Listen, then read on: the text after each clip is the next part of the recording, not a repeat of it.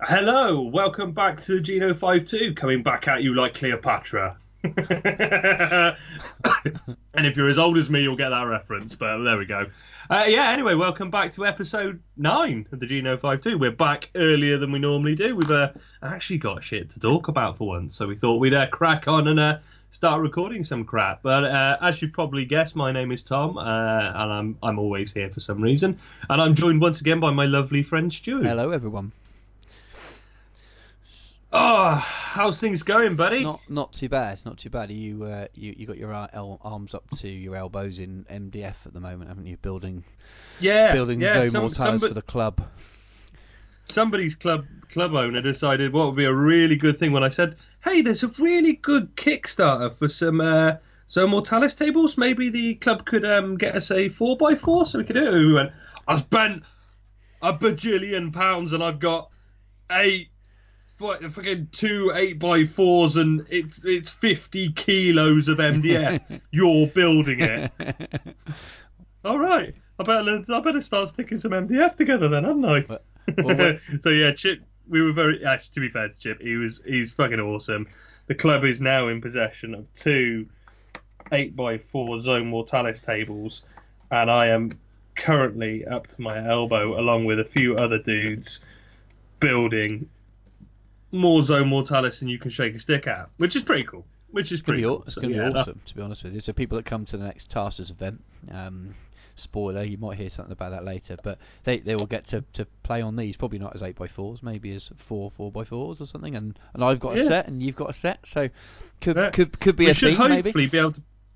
Hopefully be able to put out 6 4x4 zone mortalis tables, either the card tagged event stuff that me and you've got, and 4x4 zone mortalis, or we might even go crazy and do an 8x4 doubles mega zone mortalis apocalypse game. And these loads of possibilities. I mean, these things are going to be all lit underneath, aren't they? They're proper complicated kits. LED.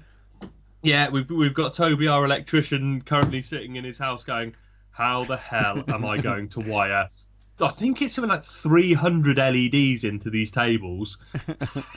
It's just like, it's the first time I've seen Toby for a while. I was at club on Tuesday. I haven't seen him for a little while. He's been a busy dude, and he sat there with this one by, I think it's a 2-foot square, which is sort of the base tile, which has got holes in for magnets and LEDs. Just looking at it, and he's going, and I'm like, "Yeah." Toby's like, "Yeah, I'm just working out how to do this without killing somebody." It's quite thin stuff, MDF, isn't it? I imagine it. Well, it's obviously burnt that way in the first place, but I imagine that that they could all go up in a nasty burnt mess if the lights are. Luckily, LED. It's low voltage, but it's it's I think it was more Toby not killing his wife or somebody for sitting there having to wire 200 LEDs. But yeah, loads of dudes have clubbed in and taken set, because we got the two 8x4 tables, and we got an absolute ton of scenery, buildings, genitoriums, defence lines, scatter terrain.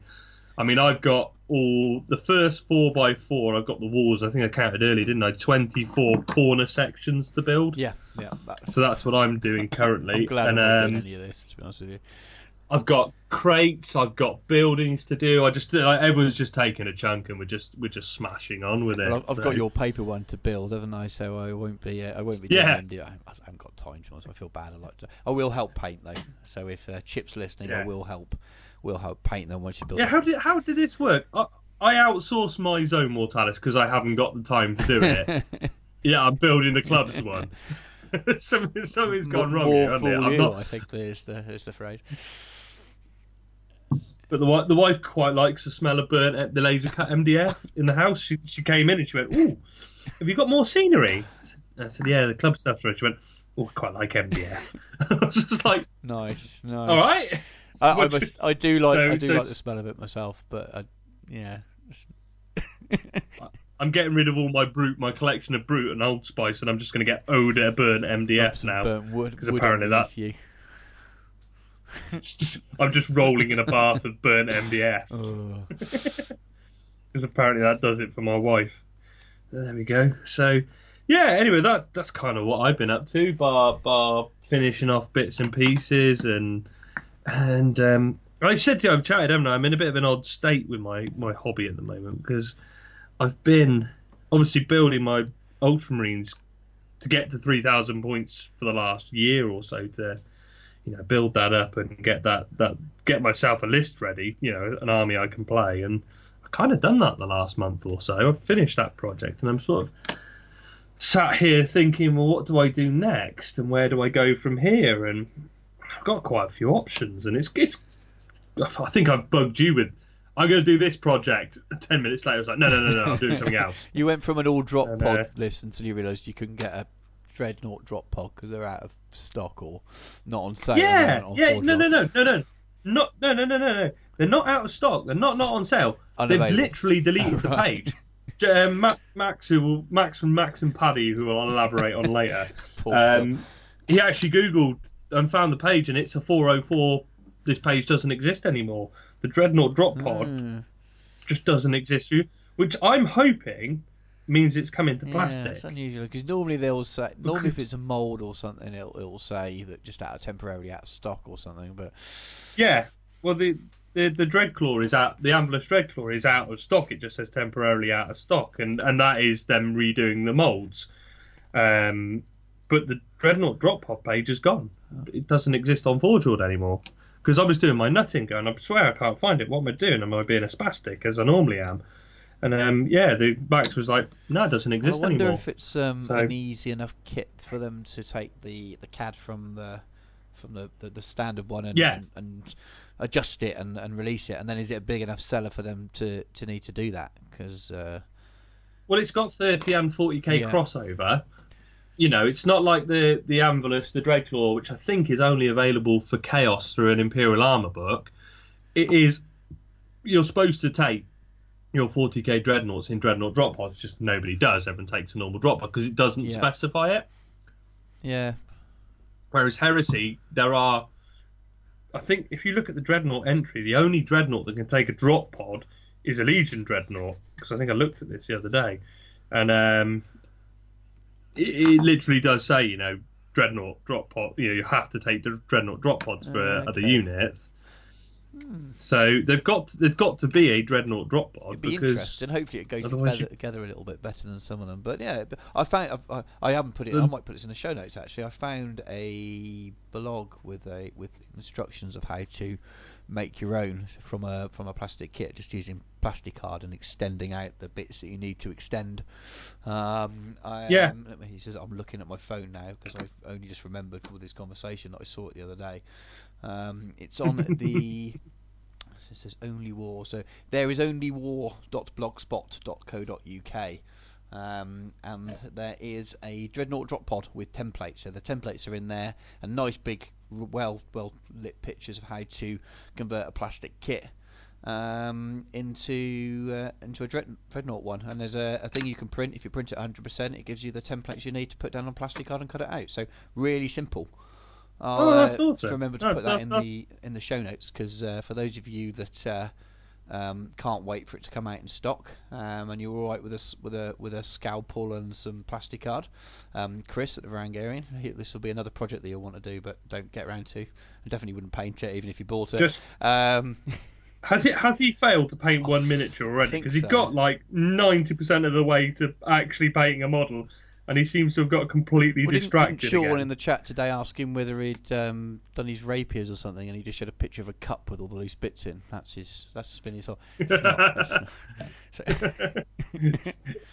It's not going strongly the ear of the Ultra let alone Fist playing for him. All this pain about painted is for closers, and us moaning on about playing unpainted models. Chris is going to turn up to a game with all these models in little baggies because they're all in bits and. It would be a win for Chris to turn up to a game with his own models. Actually turn up and play his own models for once. But anyway, I'll remember to put that in the show notes. I'll forget now because the show notes are already pretty. No, that's cool. I will. I'll try and remember to put the link in there for people. Thing is, I will probably bug you for that, because if these Dreadnought drop pods don't come back in, it's going to be something It I'm going to looks want fairly to do simple. because I'm not too neat cutting plastic card. I always make it always looks scruffy. It looks simple enough, but then I always manage to make it look scruffy when I do it, and I don't like things to look scruffy, so I tend to avoid those kind of things. I just haven't got a knack with doing it. But you look at the plans on the bit of paper, and it looks really simple. I'm sure it's not, but it looks pretty simple and pretty doable. And because it's half GW kit anyway, it's still got that kind of shop-made look to it once it's going to be painted up. But I'll show you the link later. But it's good. cool. It's the sort of job I'll give my wife because she's really good with that kind of stuff. She does a lot of sewing and things, and she's really good at cutting out patterns and stuff. Like, she's the arts and crafts person in this relationship. She's good at that. I'm literally still at the macaroni, Get the a dried crochet pasta and macaroni or something. It works like a tea cozy, Nice. so it just sits over your dreadnought on the table, just like a little tea cozy. And when it comes out, just whip it off the top, and it'll look great. I could literally hide it in there for the shrouded bonus. You can't see it. It's in If the you tea can cozy. model your dreadnought with one hand on his hip and one hand, Flouncing dreadnought. dreadnought's a little teapot. Oh, there's a modelling project. The teapot dreadnought. Oh, that might have to be done. I've got a Calth dreadnought that just isn't doing anything. A Calth Contemptor.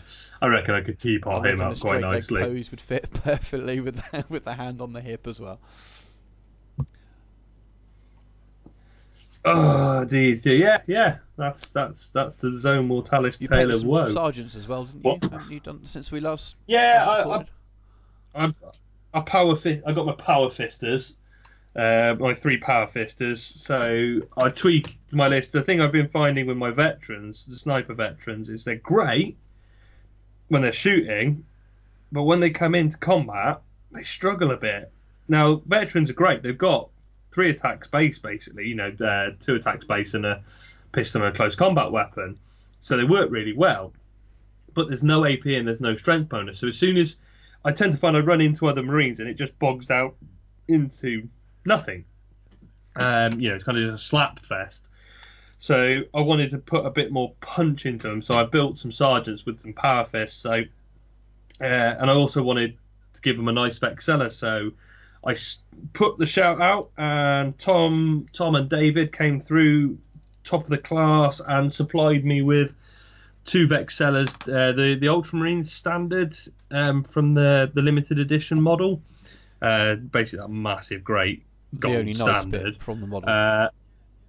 Yeah. I'd already half-inch one from Rob Duncan on our in our local club because he built a word bearer's praetor out of it and basically went, do you want all the Ultramarines bits because I'm never going to use them because he's a filthy traitor. So I have one and he sent me the other one. So yeah, I built some sergeants out, some upgrade bits and some Mark IV legs and stuff. Did that as well. That was all right. They were quite cool. Did them in a week or so. That was quite fun. But apart from that, I've been planning and I don't know what to do. I think I started off with an all custodes army, but then I think there's going to be a ton of them kicking around, and that'd be cool, be awesome. But I'm just kind of, thinking, do I want to do something different? And then I moved on to my armored dick list, which was Ultramarines armored breakthrough list with 3 Malcadors and 6 Predators and laser vindicators and all kinds of stuff, which I think I sent over to Mr. Kimmel for a bit of list doctoring. Because as we all know, I can't write a legal list, so he's given me some. They've been in with a list doctor there. I saw the rumours for Inferno. Now we're recording the Friday, the 27th. I won't give any magic or radio away, but when we're recording this intro, it's the 27th, so we're a week out potentially from when we think we're getting Inferno. So the rumours were kicking around about a few things, and there's rumours of the Ordo Sinister for the Mechanicum, and I love those Secretary hoplite models that came out. I love hoplites, the Greeks with the spears and shields and stuff, the Spartans and stuff like that. And I'm hoping this Ordo Sinister is hoplites. So I'm sort of wavering on the Mechanicum list because have I finished the Atropos the last time we recorded? I'm not sure. You'd have been very close to it if not. I Oh, think it will. It yeah, doesn't. Yeah, maybe. I don't know. yeah. Well, the Atropos got finished the other week. I can't remember when that was, but being the douche I am, I bought that ages ago, going, "Oh my god, it's amazing, it's beautiful." I built it and painted it in January, and then went, "How do I actually field this? Better come up with an idea." I just thought, I'll take an Allied Knights list. Nope, you can only take it in a Knights list over 2,000 points. So an Allied Knights list would have to be a 2,000 point Allied detachment. Fucking hell, or you take it as a Lord of War for Mechanicum. I was like, Mechanicum, that's not a bad idea. And then I saw the Ordo Sinister rumours, and hoplites need rules, and I was like, I wonder if I could do my night household with hoplites and things. So I'm sort of waiting on that as well to see what that's doing. And I am intrigued by this Talons of the Emperor list to see what that is. I may still waver and do Sisters of Silence or something. So basically, I don't know what the fuck I'm doing. I think it's tough for a lot of it. And there's obviously going to be loads and loads of Talons of the Emperor stuff. I've got 10 custodians, and I've got the 5 sisters as well. And the plan is just to paint them up as a couple of minimum units to use as a very, very small allied detachment occasionally, just to add a bit of flavour, because I love the models. But I can't see me doing a full army. I think there's going to be, for at least for a year or so, there's going to be too many of them about, and I don't like to just do the same as everyone else. Though the tanks are amazing, all the graph tanks, so they kind of call out to you. But I don't see me doing it, not for now. So I'll paint up the few I've got. Hopefully I can convert one into an HQ, just so I can add them to my fist or add them to the Solar Auxilia to add a little bit of different, or just playing really big games and things. Just so there's just a little bit of something extra there, a little mini modelling project that's maybe 500 points or something like that, which is nice, small, easy to do in between commissions and things. So I will do them, but I'll wait till obviously the book 7 comes out, and we'll see what kind of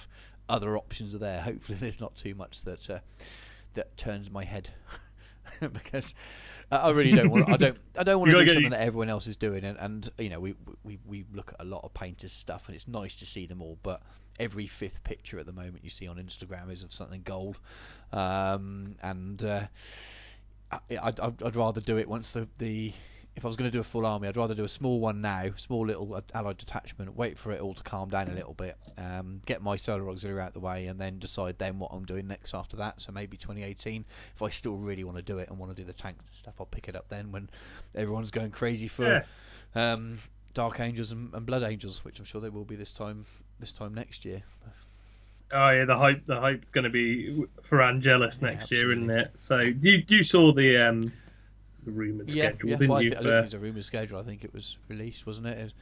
It was the confirmed schedule, yeah. Which confirms Titanicus, confirms Angelus as the next book. There's going to be 2 seminars, isn't there, on the new models? So I mean, because it's always the most popular one, so hopefully they won't. Yeah. I think that's a really smart manoeuvre now. It was a bit overcrowded, wasn't it? From what we heard last year, it was a bit overcrowded, and that was with extra people compared to this year as well. So I think that room got a little bit hot and a bit stuffy. So makes sense. I mean, if you're like us, and maybe on the podcast, and Greg and a few other people who are going to want to get the news out, you're going to want to hit that first seminar and be there. But if you're not on that, you're quite chilled out, the second seminar might well be like the right idea. I'm not going to go and get in the rammed and crowded one.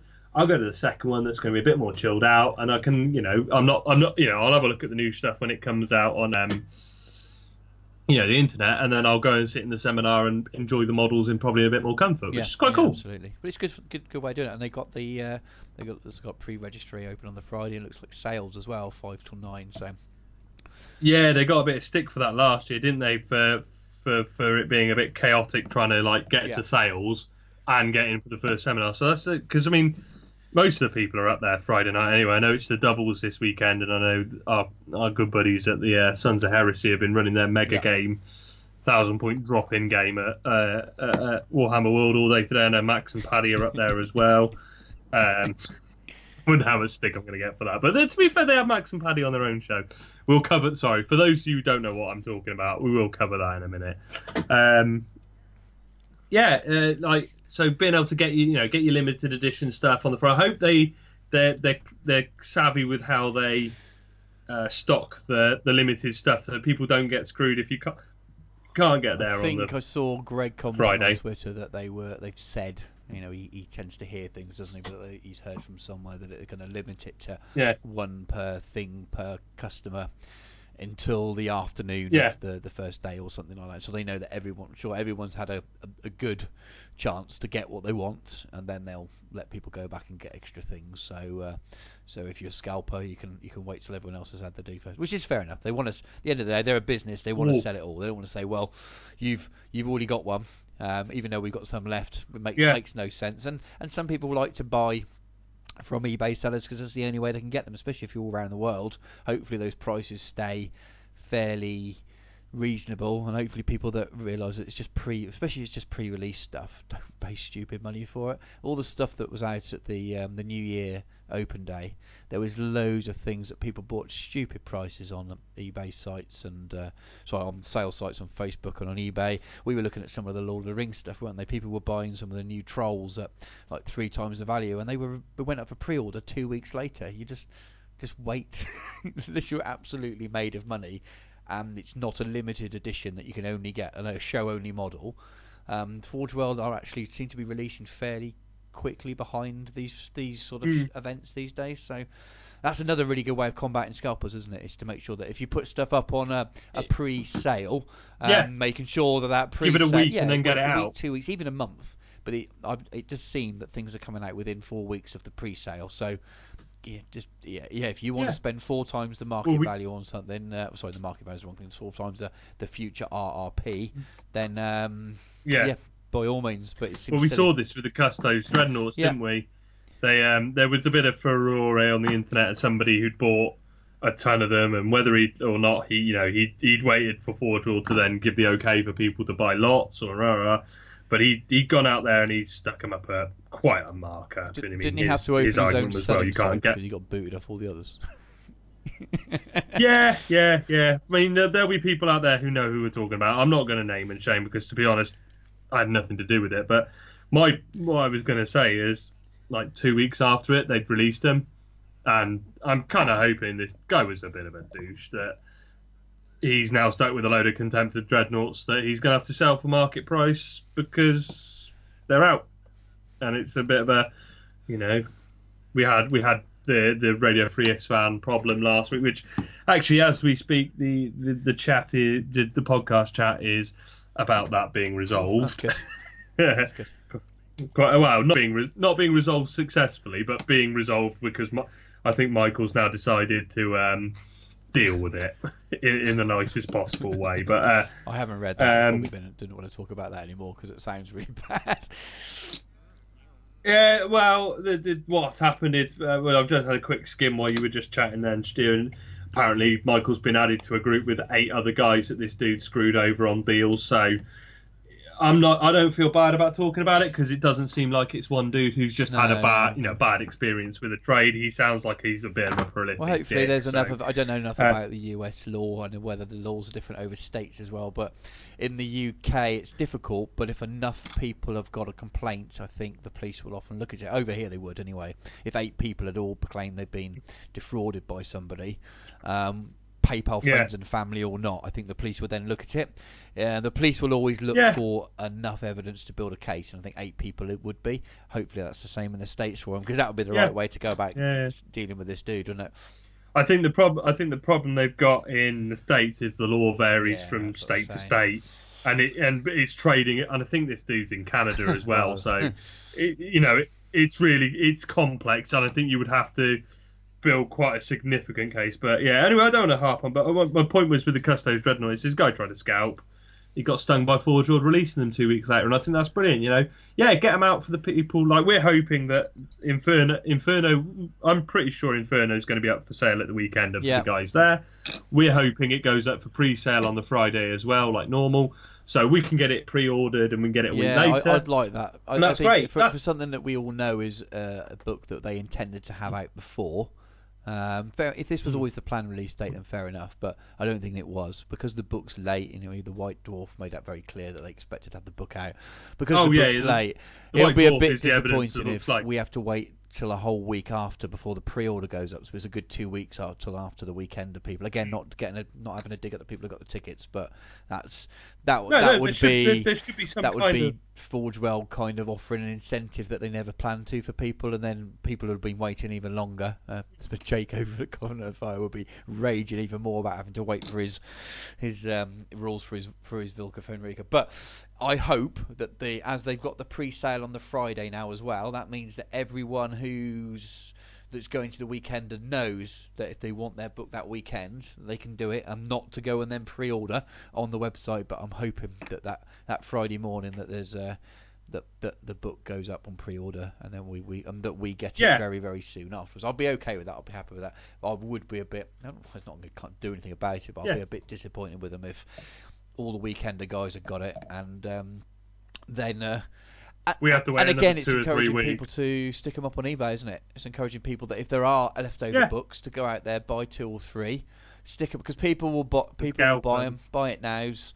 We'll pay 150, God knows what, plus quid for one. And whereas if the pre-order goes up on that Friday, it means that those books on sale should just go genuinely to people who want them. So the people that buy multiples are buying them for people not there, which is cool, which is fine. Yeah. So please, Forge World, hopefully that's the way they're going to do it. I've got no issues with the Weekender boys getting a little bit of a bonus, getting it on the weekend. Cool, no problems. I just don't want, you said, people who haven't been able to secure a ticket having to then wait. Yeah, absolutely. If it was, like I said, it was already a plan for that to be a pre-release. Then that's what it was, and that was a perk of buying that ticket. If it wasn't the plan, it was supposed to be out, which was clearly the way. Then it seems like an extra kick for the people who have waited longer for it to have to wait again. But we will see. It won't be too long. We know that now. We will have it by this time next month at the latest, which isn't too bad. I have this sadist in me that goes, I kind of want it to be delayed just to see Jake explode. I think he may actually just explode in a ball of rage. Just the sadist in me goes, oh yeah, but it'd be funny. And just to watch Chris troll him mercilessly. It takes even longer because he's got to ship to the States. So those poor guys end up. So if the pre-order goes up a week later for those guys, that might take them 2 weeks to get to them. These guys are going to have it sort of 3, maybe 4 weeks after the Weekender guys, and I feel sorry for them. Yeah, well, Tim's so desperate for his sister's rules that he was ranting in the chat about, I want my sister's rules, damn it, I want my sister's rules. And I said, look, seriously, if you haven't got them by the time I have my book, do you want me to take pictures and send you the pictures of the pages?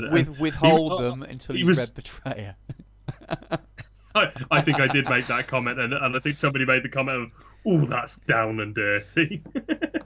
I did change his name to I Need to Read Betrayer in the chat the other day. And not that you'd advocate taking pictures of published materials anyway.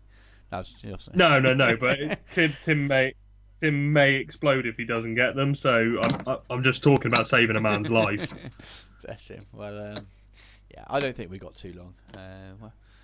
No, I don't think it'll be too long. I think Forge would have got enough sense to go, we need to get this book out now, And the thing is that they're going to have models and lines of models and things that they want to sell to support it, that they know there's no point chucking out, Wolfguard Terminators and things like that if there's just no rules, because people aren't going to buy them. They're going to go, well, I'll wait to see what the rules are like, know.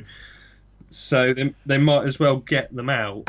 It's probably held up.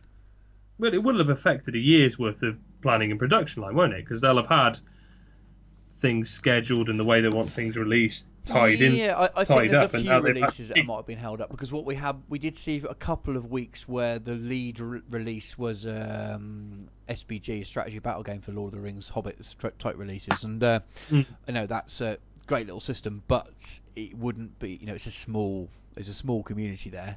And I can't imagine that being the lead product that will be released. So when you scroll down those emails and they've got the releases on there, usually that will be the third or fourth picture. So you've got your big Heresy one first, and then something else, and that will be the third or fourth. For that to be the lead releases, well, at least 1 week it was. I think it's because they are holding back on, like you said, some specialist units and things from Inferno that they had planned to release. So we might be really lucky and get a bit of a spate of it. So you might find that 2 or 3 units come out on one Friday, whether it would have been one. Which would be great. So if you luckily are not playing Wolves or 1,000 Suns, otherwise I'd probably be bankrupt. But if you collect those, you're going to need to save up quite a few pennies because you'll be getting free shipping. Put it that way. Yeah, but it was interesting today, wasn't it? Like the release today was Russ's Wolves and a combo with him. But the Mighty Zug from Blood Bowl got the headline, didn't it? On the email especially. So it's it's interesting how they structure things, isn't it? How they go, because there was the week where the big release was the bundle of books, wasn't it? And we both kind of went, that was supposed to be a big release that week. That was supposed to be a release, and they've they've kind of got a window there. So what have they done? They've chucked a discount on the books which may have been always planned for that week, but as like a second or third ticket item. Yeah, it's interesting. I think they've done it. Luckily, they've got enough coming out at the moment for the very few sculptors that they've got. I mean, they've advertised today, I think. It's on Twitter, I think. They've advertised for 2 sculptors to work specialist games, one CAD and one ZBrush.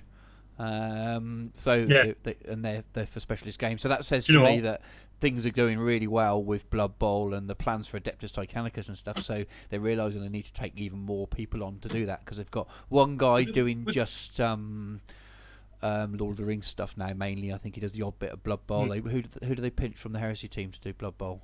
I can't remember. I know we had this conversation. Sam Egan, wasn't it? The guy who does the Primates. So I think so. Simon Egan. So I think he got pinched to do it, which again slows down the chances of getting the Heresy kits, or definitely the Primarchs that we haven't got. So it's really good to see them hiring sculptors, because I think that would.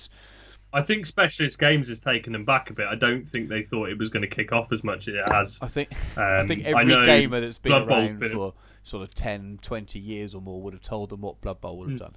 Because but it's still a commercial gamble though, isn't it? Bringing back a system. Because I've seen stuff where people, I see it in stuff where people go, it'd be great, and it comes on and they go, I'm not actually that bothered. I'm guilty of that bit. I was quite excited for Blood Bowl, and then money didn't really pan out, and I just kind of went meh, and I haven't bought it. And that's always a gamble that the community quite often is vocal about things they don't want. Yeah. If you know what I mean. There's a lot of nostalgia that then suddenly doesn't translate into pound notes. But Blood Bowl has gone well. I mean, I know Chip was saying Incom, it's sold pretty well. It's been good. There's a lot of interest in the follow-up teams, and Blood Bowl has done well. I mean, you mentioned SBG there, The Hobbit and Lord of the Rings. That's had quite a good little resurgence as well with a bit of support. Well, they've signed in again. People are not listening to us to listen to that, but they signed another deal with the studios to extend it when they thought, I think all the players thought it was going to end. So they've signed up for another 3 years, I think, the license, and it looks like they just brought a new book out.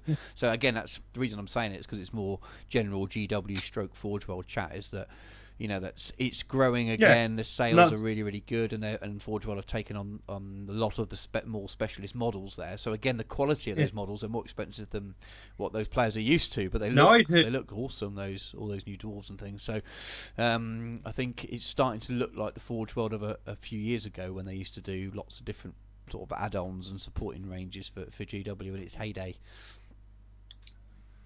Now, I heard a dirty rumour, and I don't want to cause panic, because this is completely unsubstantiated. Someone just said it to me. Someone came up to me and said, have you heard that GW are going to take over writing all the Forge World stuff, the Heresy stuff? And I went, no, I've not heard that. And somebody was adamant that the Black Books, everything was going to GW. And I can hear Tim screaming now.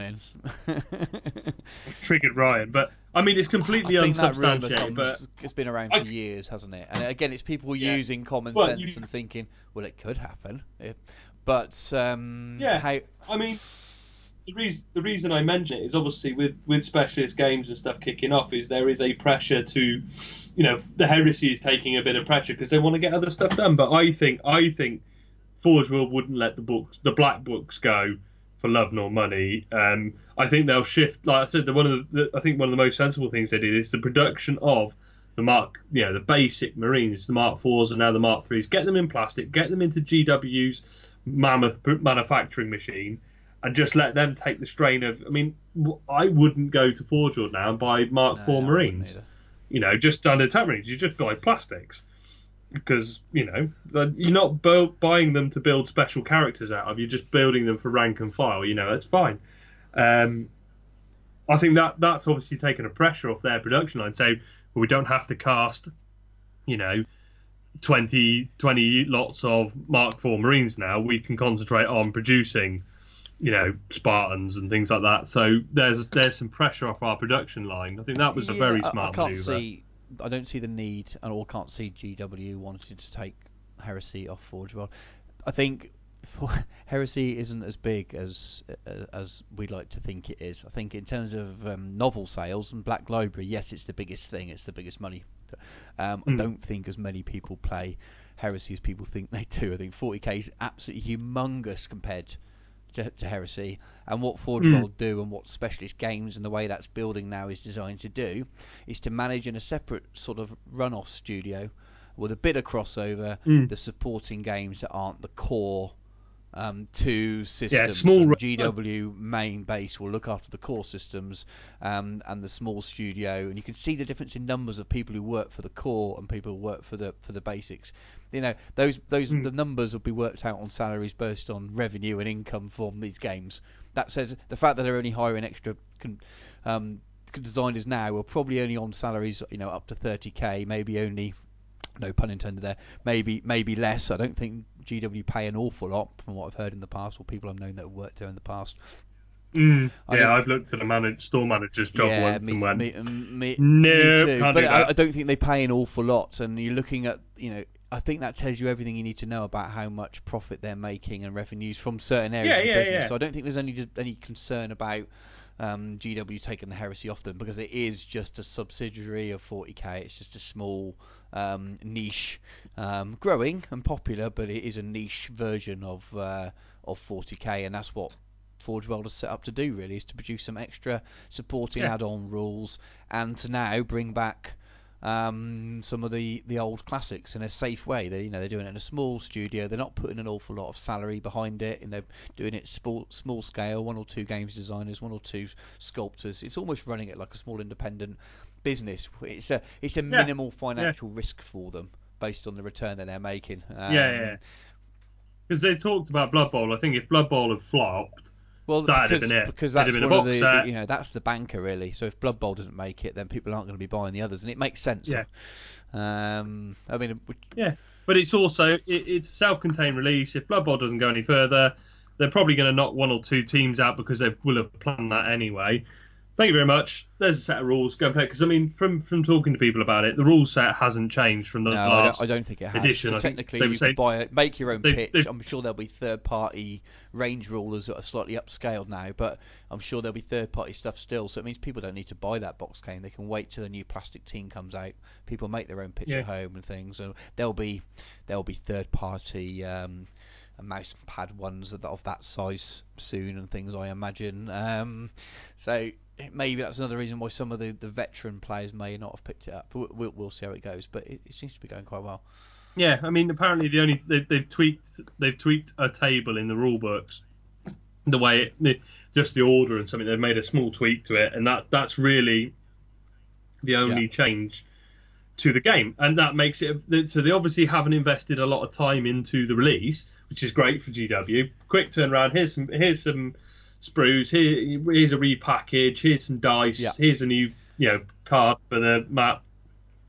Great, thank you very much. Off we go. Let's see what it does. Smart release. It's made a load of money. Smart release. Oh, great! I didn't realise that there was a core bunch of players and quite a large scene that continued the game on and supported the game for however many years it's been out of print. And I think they realised they didn't need to change the rules. It was the community wasn't really comping it, as far as I understand. At least the core rules. There was no need to change it. And if they did change it for the sake of it, then they might have lost those players who would have continued to play the old version. So they were smart. They think, well, how can we release something that's already out? Put the models on 32mm bases and upscale the squares to match it, and it means that you very simple tweak. The rules Thank are you the very same, much. but you buy it because you need the slightly bigger pitch and a slightly bigger range ruler, and it's a decent price anyway. So that was a really smart way of keeping the old people kind of happy with it. And I've not heard anything negative. I don't hang around Blood Bowl forums and things, so I'm not really sure. But it seems to be a really good way of re-releasing the game. Hopefully they do something smart with the Adeptus Titanicus. I like the idea of the rules being in a black book. I think that's really cool, especially as a Heresy fan. But it concerns me if it's only that and then resin models. I think. Well, apparently that's what's pushed it back, is that they were going to just chuck the rules out, and they pushed it back now to make sure they're supporting models for it, because I think that's come off the back of Blood Bowl selling well. I would buy a box set, even if it's just two Titans. I would buy a plastic box set put out by GW with a basic set of rules in it, and then an advanced set of rules as a black book would be a brilliant addition. If it's a full set of rules in a black book, and you've got to buy full resin Titans that are going to be £100 each or £80 or whatever it happens to be, I probably wouldn't go. I'd want it, but with all the other things I want to buy for Heresy, I would probably really struggle to think I've got to buy a £70 book, and then this £70 Titan, and then wait for. I think it would put a lot of people off. I want that level of play, so I want them to bring out resin Titans, and I want them to bring out a black book, but I also want the game to be accessible. I want people to play against. I want to pick it up because it's a game they might develop, and they'll only develop it again if they get people that maybe don't play 28mm Heresy to play it. So I'm just guessing here, and there's people that probably listen to this are going to have already said this and they've already said that. But I hope that there's a plastic GW release with the rules in a basic set, and I hope that hand in hand with it, maybe a dual release. Forge World release a black book which has got lists and rules for maybe the full rules in it as well for people who don't want to pick up the box set, but then it's got expansion, it's got lists to buy more, and all the fluff etc with it as well. So it's like almost like a Cal Stroke Prospero release, and then the black book to go along with it. And the way that works, that would be a lovely way of doing it. But they've probably already made up their mind now, so I don't know. Maybe that we're going to find out, aren't we? After the Weekender, they'll probably tell us. Yeah. It's an interesting one, because obviously the Weekender's got it tabled to play with 28mm models, so they've got the rule set together because they're playing it. They're just going to play it with. You're going to be playing like the games days of old when they used to take up the floor and they used to play big games with man-sized Titans, and they used to play the Aeronautica the game, didn't they? They used to play that on. I remember a couple of the games days I've been to, when you walk through the open play areas and things, and they'd be playing Aeronautica on the floor with it all drawn out and stuff. So that would be really cool to see that kind of stuff. Yeah. I mean, again, this is all wish listing, but I would love to see a Titanicus box set with the full rules in it from GW, with your plastic Warhound, your plastic Warlord, your plastic Reavers. Maybe enough to do two small armies in it. Two models, if it was two Reavers or something like that, a bit of a balance, or two Reavers. I think Warlord you want to keep for resin. You want to make that a big kit, but maybe two Reavers and that's it, or two Reavers and two Warhounds, so you got one each per side, and then you kind of learn the rules, and it's a £60-70 starter box set with the full rules in, and just the stats for those, and it's all done up Heresy style, a bit like the Calvin Prospero things were, and then a black leather-bound book with the rules in again for those that don't maybe want to buy the box set, but then it's got lists in to do full kind of, and all the rules and stats you need to play all the other releases that they're going to bring out over the course of a year or so. I think that would be a really nice way to do it, and then you could buy one of those wonderful bundles that you don't save anything on, but that the black book and the box, you save time. The black book and the box will do it, and I could see probably, depending on how I was financially at the time, I could see me picking up the stuff in GW, the box, with the meaning of, if I like the game, I'll go and buy the black black book to go along with it. But if it is just a Yeah, black well, book, that's what I was I can going to see say. me wanting it, but maybe being put off about it not being in that package. I'm a sucker for a starter kit, to be honest with you. The amount of new systems over the years that I picked up because there's a nice shiny starter kit that I ended up selling again. But starter kits are awesome. Yeah, I was going to say, I could see the GW release being the core of the game, and then you have the Black Book, which is almost like the expansion book, where you've got, your Titan, you've got the more obscure variants of Titans and things in there for your more kind of, and they would be your resin centerpiece models, your Imperator or your the variants in there that you would you buy your core box set. Great, thank you very much. GW would do the plastic, Mars pattern, Warlord, Reaver, Warham, whatever. And then when you want to advance your Titan house, you go to Forge World and buy the Black Book and the special rules. Yeah. And then you get your up to that, your super powerful Titan from there. Your rarer Titan. Kind of almost like the GW plastic Imperial Knight. Like that. And then you go to Forge World for your Cerastus or your Porphyron. Yeah, maybe bring out some weapon upgrades and things, and Chaos head for this one, or that specialist house things. Yeah, there's lots of room. I would be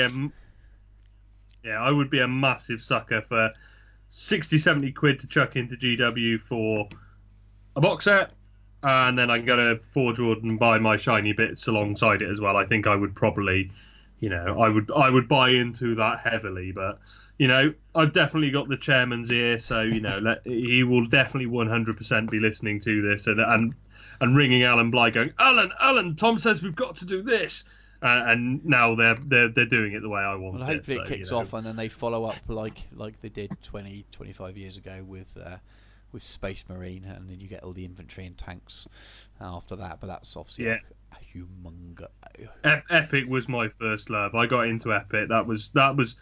I played 40k. I played Fantasy, but the Epic is what got me, because it was just the scale of war game I wanted to play. I wanted to play with a tank battalion and Titans and massed infantry. When I was playing 40k, it was second ed, and it was still a Rhino, 2 tac squads, a Predator. A Terminator squad. That was your 1,500, 2,000 point list. And it was almost a skirmish game.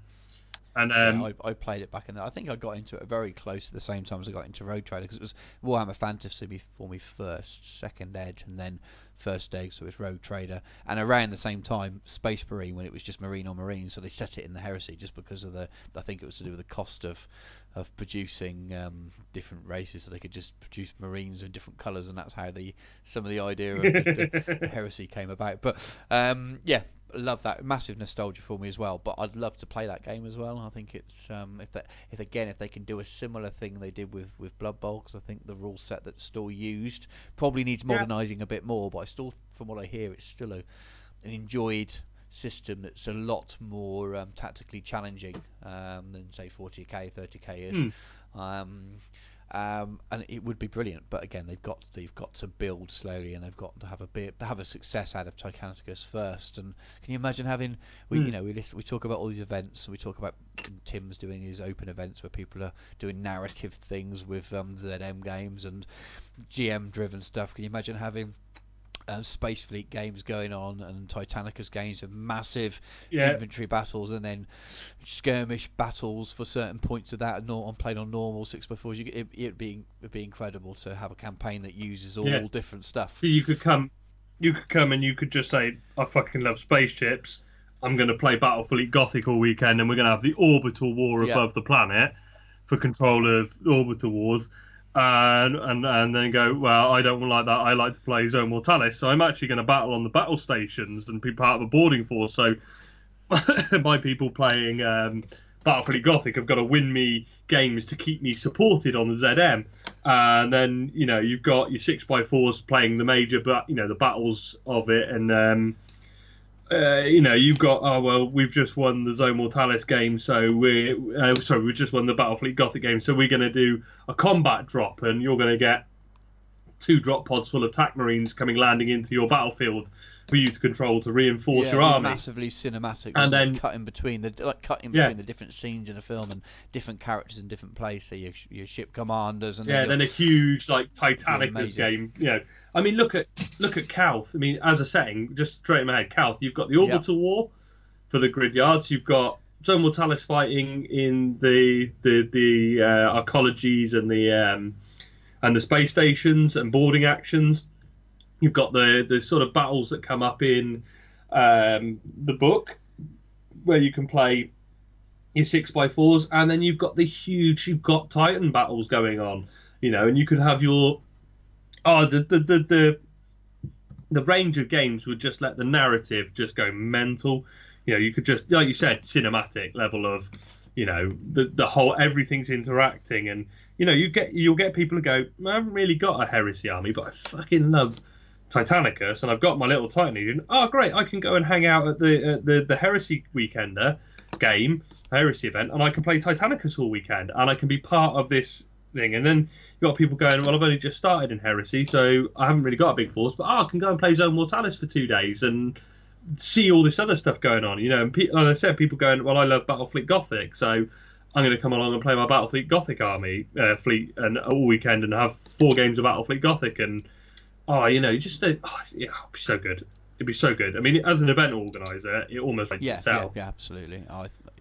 We're just I suppose a bit, I suppose, but there's possibilities. It'll be so. exciting. So that's 50 minutes of what I've been up to.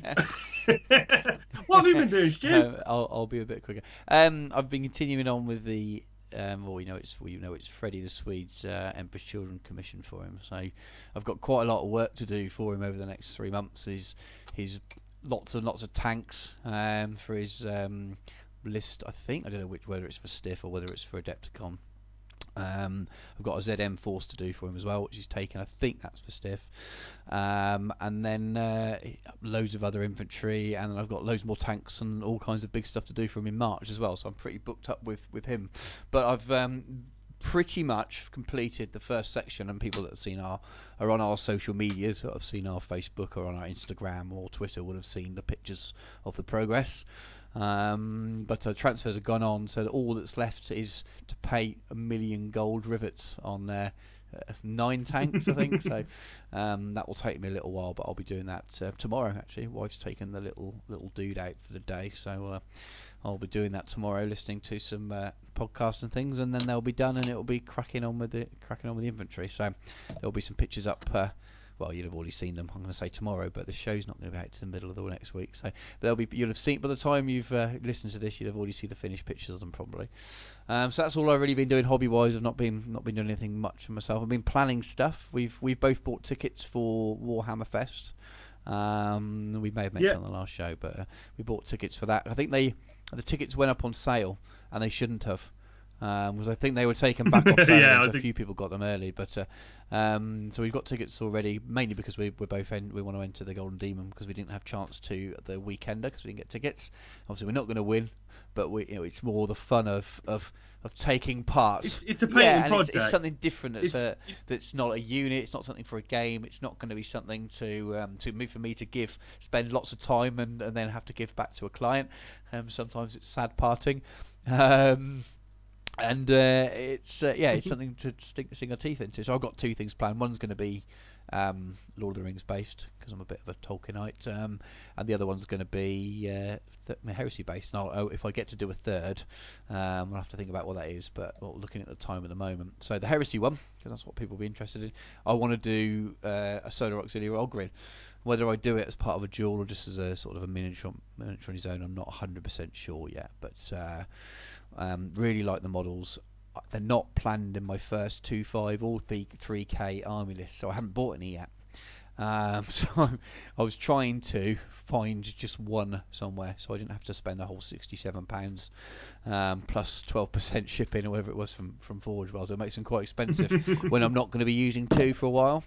And I'll end up having to buy another, because they start minimum units 3 in the list, so I'd have to buy another 3 before I could use the 2 leftover ones as well. And I'm not going to paint this and then use it in the army. My display miniatures they'll be put on a plinth or something. It'll stay on display.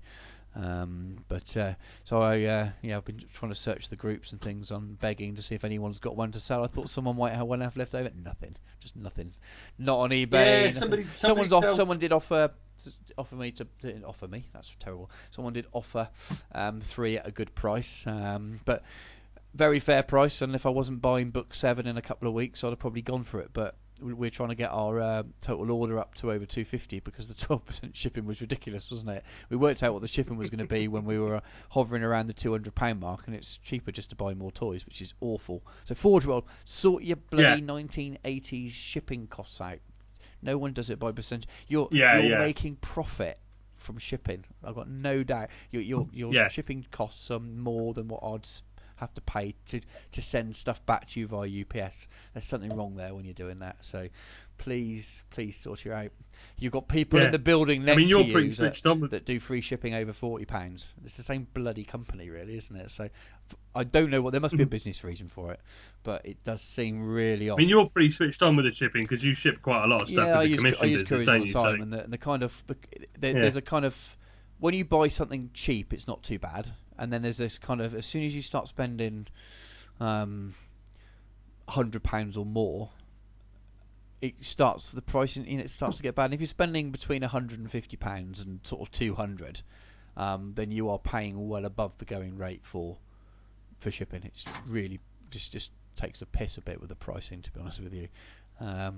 They're not, and bearing in mind they will have a contract with UPS, so they won't be paying as much as consumers do if you book it individually as well anyway. So that's why I get annoyed. You think they should, let's face it, their resin costs and stuff, they're already making a decent markup on their goods. They shouldn't be making it. Most retailers actually take a hit on the shipping. And I think GW do. The GW model definitely does sometimes because it's free over 40 quid, and sometimes they're losing a bit of money. So I don't know why they don't have the same deal. I don't know how the companies are split. I don't know if there's a financial reason why, but it just seems very, very. I was going to look at their VAT numbers. Well, you just look at some others.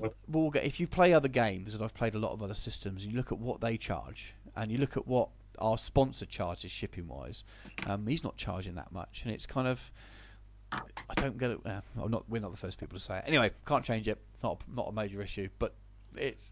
Well, we can, because I told you I booked a business development meeting for them on the 3rd, haven't I?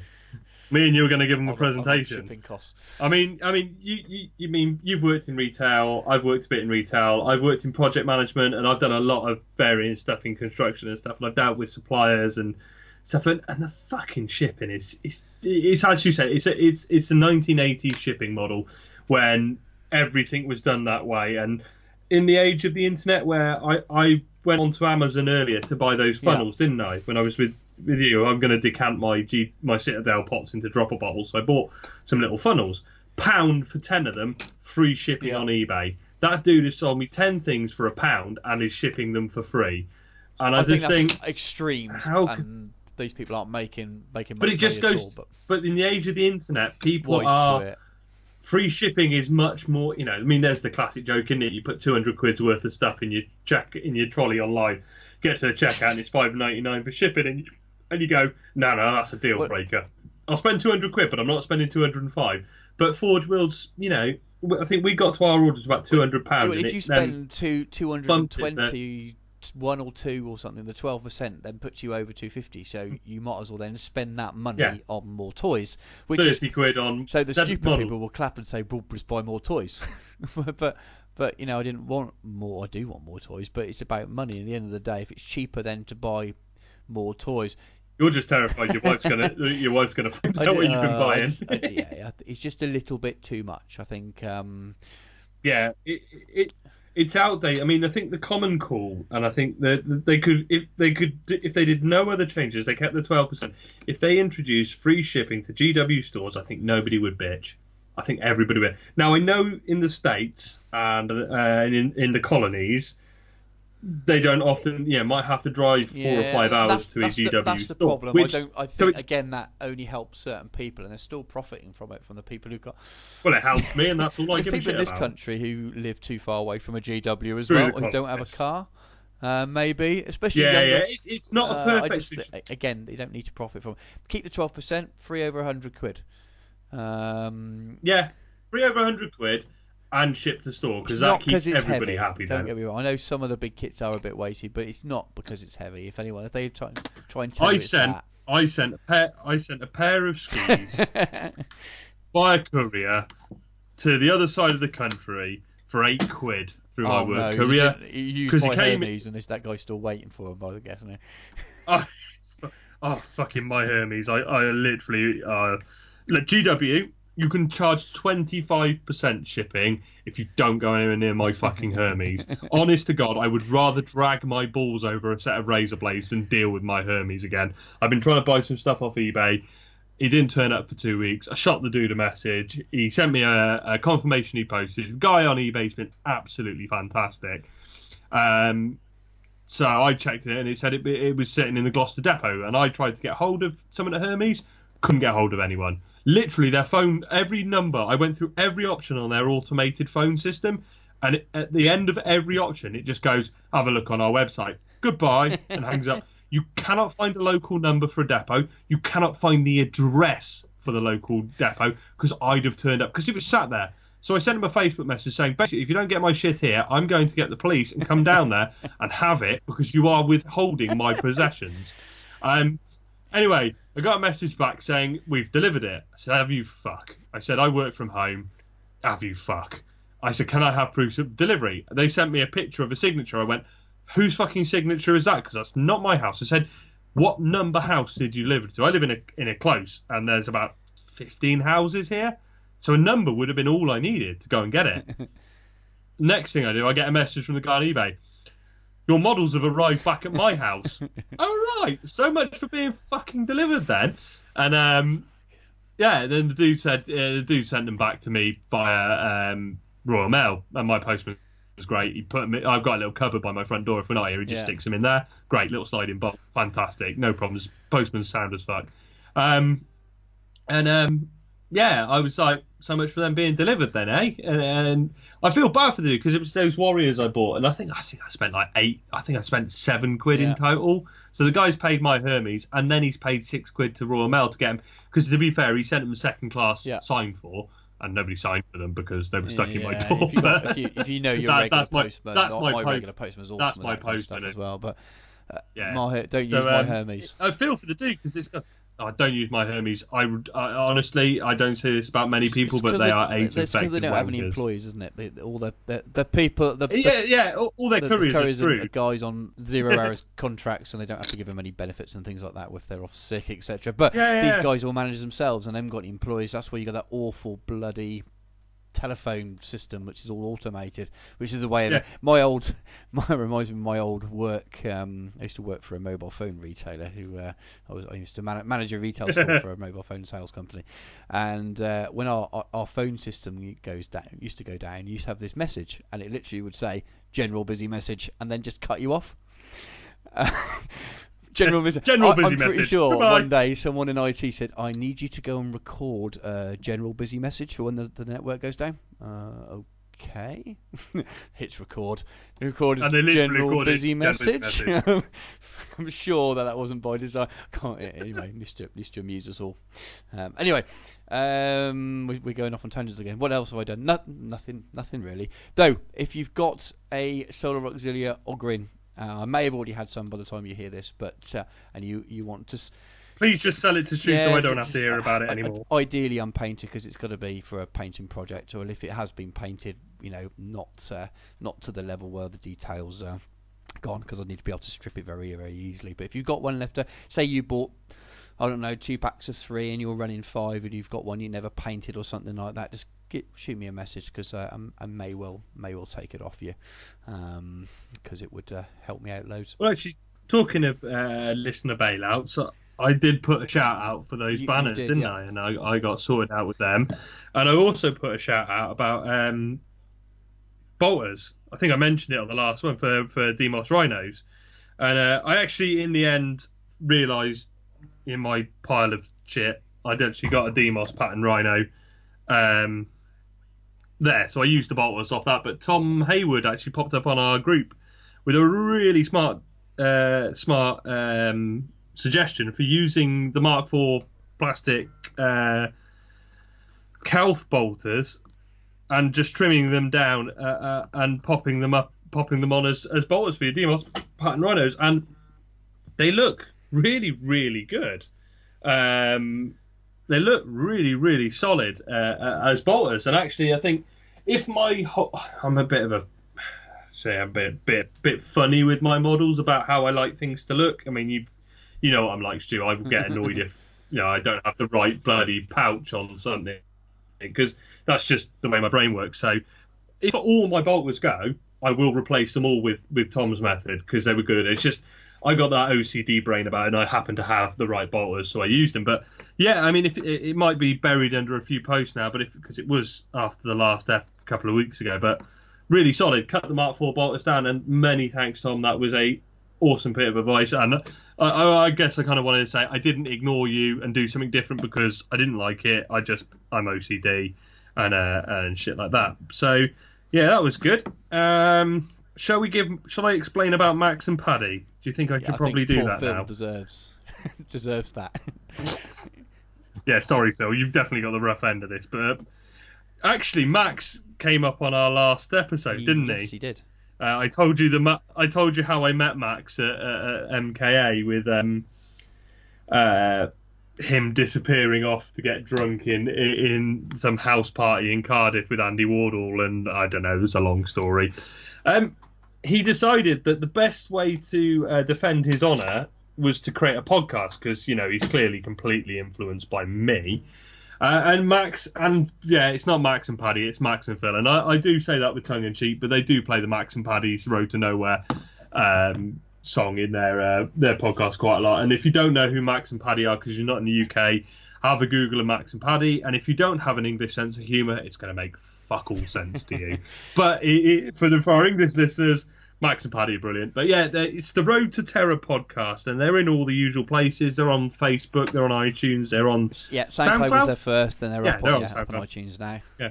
So go and give them a listen. They got the first one come out. I think they're doing one after the Doubles weekend, aren't they? Or are they recording at the Doubles weekend? I'm not sure, but there'll definitely be one that comes out and covers it. I think that's they're going to the weekender as well. So there'll be, I don't know if that's going to be one episode for all of it, or it'll be two episodes. Yeah. They're gonna obviously got some very good content coming out after those two trips, and it's funny stuff. If you like your banter between mates and maybe the odd beverage consumed in your podcast, if that's your kind of thing, then this is your I won't spoil how many records they have. I remember after I listened to it, we were chatting to him. We always mention his podcast chat, sounds really cheesy, but we were chatting away, and I mentioned that he might need to go and add the explicit tag so it shows up in iTunes, because it was a little bit close to the mark. Yeah, it's not child friendly. There's a joke. There's something at the end I think it's in their extras when they talk about Phil wanking to Eye of Horus while running or something like that.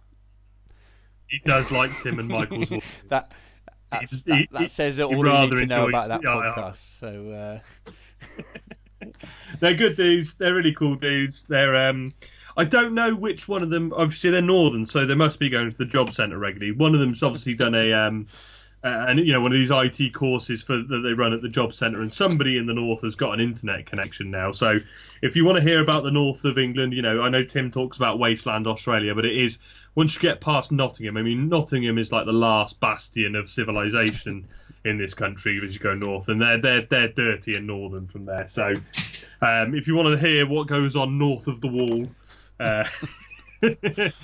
no, they're good dudes, and it's a good podcast, and fair play, it was fun. I enjoyed their first episode. Go check them out, give them a like on Facebook, but don't like them more than us. Cool. So we've actually had some people communicate with us, haven't we, Stu? It's like third or fourth episode in a row. Again, people are talking to us. Lots of messages and emails. Somebody's listening to this shit. Scary, isn't it? Really scary. Do you want to rattle through a few quick messages then? So what's the first one we had? The first one was from Christian, actually. He said, could you do a segment on one of your upcoming shows about weathering models for new painters? I've been doing a lot of painting, following the basics from Warhammer TUV. However, I would like to attempt a bit of weathering on my Heresy trips and vehicles. I think it means troops, maybe. Trips? No, what he does, he drops a load of acid and listens to the Garrow audio dramas and just trips balls. Small squares of coloured paper, and Not. So I've heard. So I've heard. So I've heard. Backtrack. No, we are going to. When did we discuss it last time about hobby sections, we or am I might have mentioned we talked again? so much that I don't know what we've said on the podcast and what we talk about daily. But we're going to do pretty much every. We're not going to promise because things will come up and might stop us, but we're going to try and do a hobby related section each episode. That's it's not going to be too long because sometimes it's hard to do in an audio thing, but half an hour, 45 minutes where we could talk about might just be talking about what we've been painting in more depth and techniques we've used. It may well be a bit of a kind of beginner's guide to this, beginner's guide to that. I know that Miles is doing some awesome stuff over at Age of Darkness, so we don't want to kind of cover what he's done as well, but we will probably take things at a more basic level because Miles is there's gonna be no worries. Rembrandt to our Tony Hart. You're Rolf Harris then. Oh no, that's not right. Oh, here comes Operation U-Tree. Chris's Snatch fans come in. No, I was going to say I'm the monkey flinging poo at the canvas. Yeah. Well, I'm not. Hey, he's appealed. It's in court at the moment. He might get released again. Apparently people were making it up. Bless him. Anyway. Time you get through down. Sport. Time you can you tell what it is? Yes, we cough. Oh dear. Yeah. So anyway, we're actually gonna start off. Yeah, with weathering. We had a few ideas, didn't we? We were talking about what we're going to do, and we just went, sod it. Well, let's. It follows on nicely for some of the really basic paint chat that we did for the beginner sodes, because you can take those basically painted, sprayed, almost washed models, and if you're never going to want to push it to another level on those models, you can just weather those, and again, they'll look fantastic on the tabletop. And the first thing you learn about weathering is it covers a multitude of shitty mistakes you make when painting them. I paint something, I go, oh, that's fucked. Weather it later then. Exactly. That mold line. The amount of sponge chipping that covers up. Yeah. But we'll cover all that anyway in the section later on. Otherwise, we'll go off on a. Yeah. And the only other thing to say is, like, me and Stu are going to try and come up with topics, but we'd rather they're relevant. So if there's something you would like us to chat about, we'll definitely. Yeah, we're open to suggestions. Throw it to us. Yeah, we'll try and come up with sections at times, but if you've got something, I desperately, even if it's just I've heard what OSL is, what's OSL, we'll do that. If you just want an explanation on something, I mean, we'll just ask us questions that you'd like to hear, and that's it. So yeah, just fling us some messages. But yeah, we're going to hit weathering first as a topic, because it is something I see quite a lot come up actually. How do I start with weathering? I mean, one of the comments I get quite a lot when I post pictures, because I quite heavily weather my models, is, oh, how did you do that? What did you do to get that? Or it seems to be a kind of a scary topic that people think, oh. So I think we'll definitely cover that, and we'll cover the how you make that less of a gamble. Absolutely. So yeah, send us your ideas. It might be that you ask us, I don't know, maybe you'll ask us an airbrushing question, and we've already got planned to do an introductory equipment you need. So we might do that before we do the next stage. So there's more kind of a logical progression to the odd topic. But it will definitely help us because we got some penciled in ideas. So please do ask questions. Some of them might be a quick question we answer in our just generally offhand in our intros and things. It might just be a question that we can sort of answer in 2 minutes and we don't need a whole segment for. But if you've got some ideas, then let us know. Yeah, and I mean, me and Stu are always happy to chat in the group and discuss things in the group and chat about what we're doing and stuff. So if you want, we don't just have to ask us on the cast. It'd be great for the cast because I struggle coming up with crap to talk about half the time anyway. So give us some ideas and fill us up with ideas. Would be awesome. Say that with our 6 months of show almost planned out already, but we're. Yeah, but that's because Forge World have basically given us a schedule. This is coming out then, and actually, I really need to get those T-shirts done for me and Jens, the International Men of Heresy T-shirts, because we're both Jens is coming over here for the Durham Raiders event, and then flying off to the No Retreat event to meet me in Gibraltar the weekend after, and so I now refer to him as the International Man of Heresy because he's globetrotting with his heresy. So. I need to do those. So yeah, we've got stuff planned out, but we really, those sections are great. And if you don't want us to talk about it, you just send us a message and say, look, can you tell me about this? And we'll send you messages. We like to chat. Stu just likes to talk to someone other than me, who just bombards him with fucking shit all day long when he's trying to raise a child. Yeah, it does give me a bit of welcome relief sometimes from Peppa Pig. It's just... I'm on my 8th episode of Peppa Pig. Can we talk about models? Yeah, let's not go there. Yeah, cool. What's up next then? So Lucas contacted us. So, hey guys, loving the show, been a listener since episode 1. I was listening to your latest episode about using GW plastics in Horus Heresy. I play Imperial...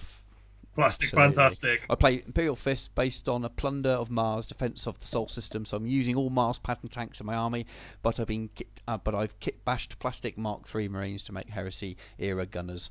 Picture included of his Vindicator squadron. No paint yet, but they're all in the line. Keep up the good work, guys. So yeah, no question there, but I just wanted to give him a shout out because it's really, we like to hear a bit of feedback. You've listened to what we've done. You're following our. It shows that people are doing the kind of thing that we're advocating. And it's nice to see to see that we're inspiring a bit and screw the resin elite. Not at all.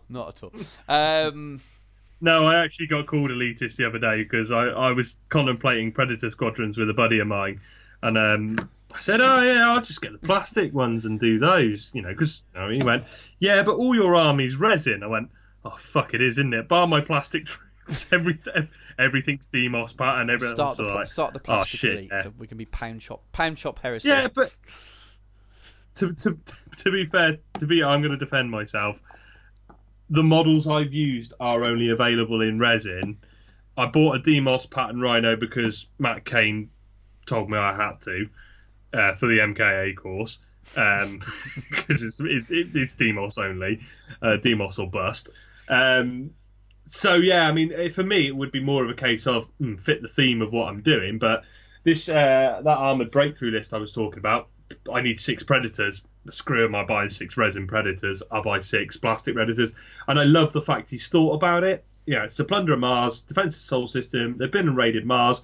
What are they going to have? Mars pattern vehicles. It looks ace as well. He's put some brass etch on the front. I love the Mark III gunners. I think it absolutely makes sense from a fluff point of view, which doesn't matter anyway because those marks were around, but it really makes sense from a fluff point of view, especially with the fists. The plastic tanks look ace. If it saved him a few quid, then brilliant. But we'll start the plastic elite pound shop Heresy. No, it's probably not. Pound shop's probably a little bit too low, isn't it? Because that would be like Bits Box Mark Beaky Marines from Rogue Trader. We're probably more the Americans and the Aussie guys won't get this, but we're probably more Iceland quality. Farm foods. Oh dear. Do you know what? I want to buy something from Farm Foods. It's one of the only places I've never been into. I've never, not through anything other than I just never had a reason to. I kind of want to go in there now just to buy something. I love that. I love that kind of crap. I mean, I shop in Aldi all the time. I went there earlier. I'm drinking Rheinenbacher Premium Pilsner. Nice. From Germany. It's fucking nice. I tell you what, I'm smashing it back. It's lovely. German beer. Do you know how much I paid for this 500 milliliter bottle? £1.79. Oh, 99 pence. Well, I just had a glass of red that I thought was a glass of red that was actually, I didn't look at the bottle, was actually mulled wine. So I've just drunk unheated mulled wine left over from Christmas. Yesterday I had some Christmas pudding as well I looked in my cupboard and there was some Christmas pudding that we bought last Christmas, not the Christmas just gone, the one before. It was in date, but it was going out of date in March. And I thought, well, it won't last another Christmas. I best eat that. So it's 27th of January, and I'm still eating Christmas shit. So mash. Cool. What's next on the list? Because we've got more people talking well, I've been to us. Chatting today actually. I've been chatting this morning. I was having a good conversation with a guy called Jack. So he's Anvils of Condor on Condor. I was thinking. Something of Condor. That was I'm remembering a cartoon from my childhood, which Cities of Gold doesn't have a condor in it. I don't know. Anyway, Really showing my age there. People my age might remember Cities of Gold. I'm not going to sing the theme tune. So Anvils of Conor on Sing the theme Instagram tune, and on Facebook. He used to be called something else on Instagram, True Chap or something like that.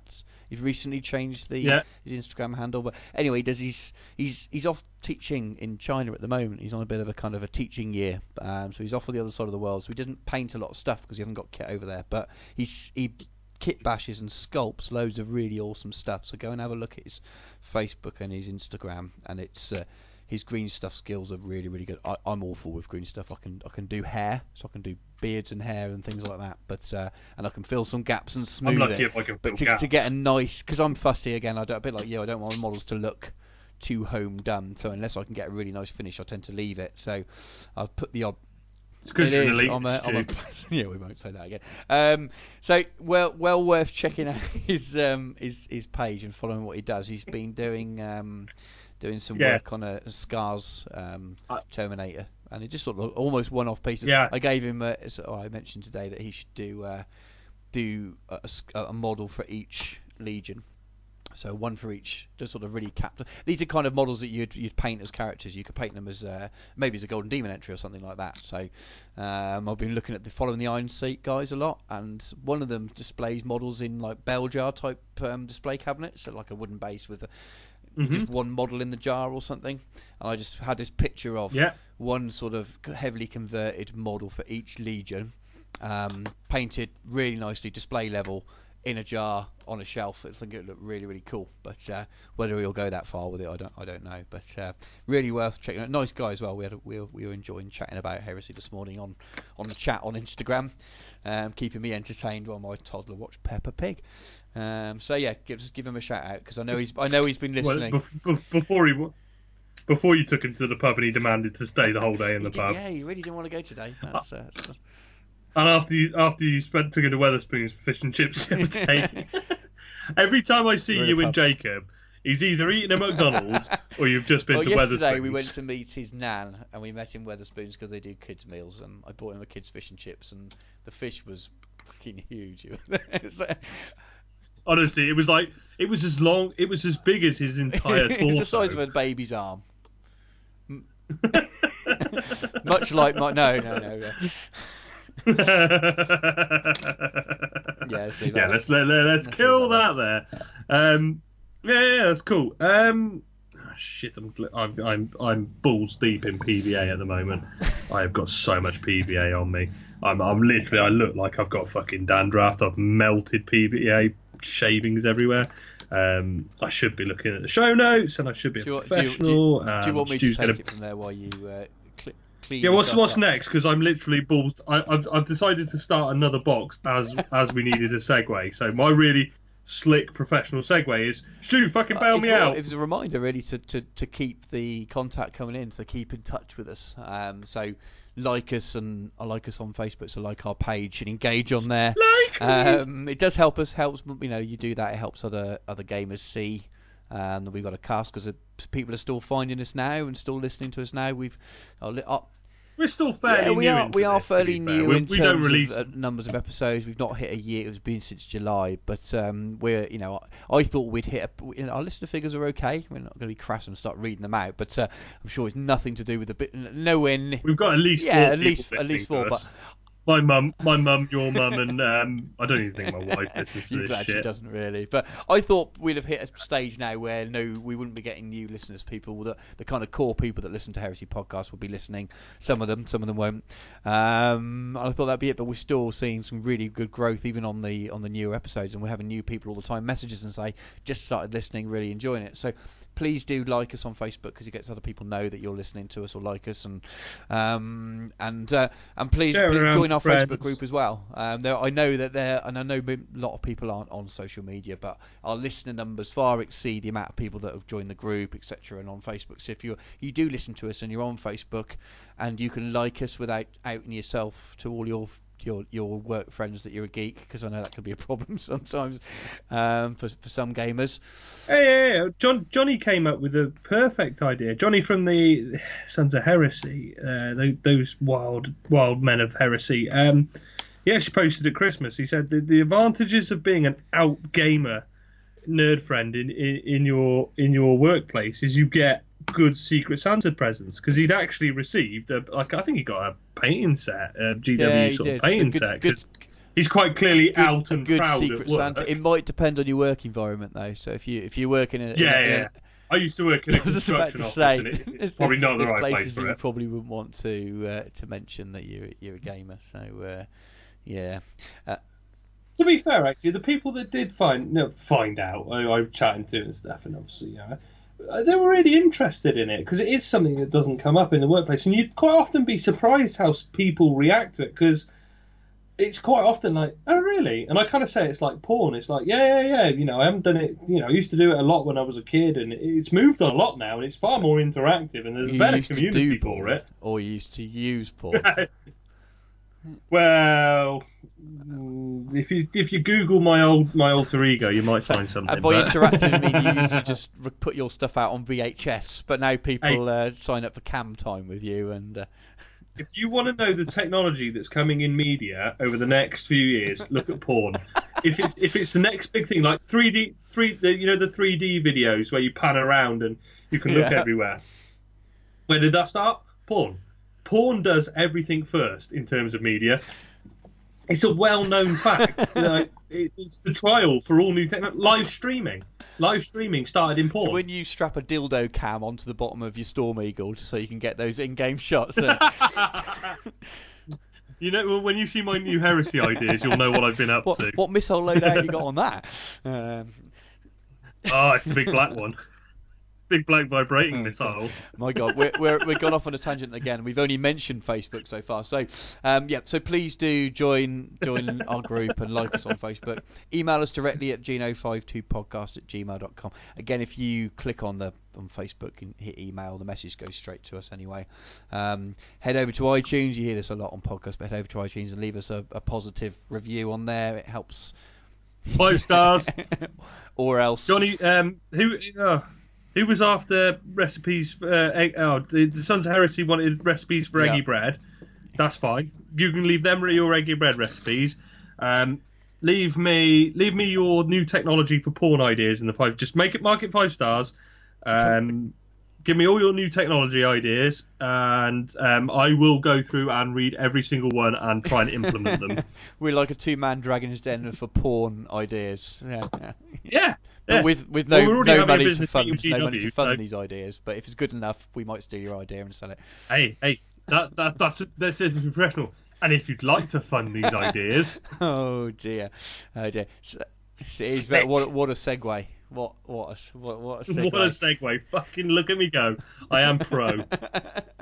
Right, so we've opened a t-shirt store. So if you would like to wear the most awesome women attracting, obviously, because every woman wants to know that you're there with a gamer.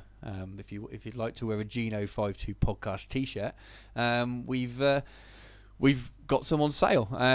You'll notice that we've updated our logo recently. It's more because it was something that was a little bit nicer to actually put on a t-shirt rather than our basic. Well, nothing wrong with what we had before, but the resolution wasn't good enough to kind of upscale and actually get printed on things. So we updated the logo, and we have a t-shirt store. Now the link's in the show notes, but it's shop.spreadshirt.co.uk/Geno52 podcast. I believe if you just search Geno52 podcast on Spreadshirt, it doesn't come up, because you've got 2 ways of marketing it. One is that you do all the marketing yourself, and the other one is you sell it through their store. Because you guys are such a niche market, there was no point in us doing the one that got us less money. But so the link will be in the show notes. You'll have seen this already probably on Facebook and on the other social media, but please go and have a look at the t-shirts.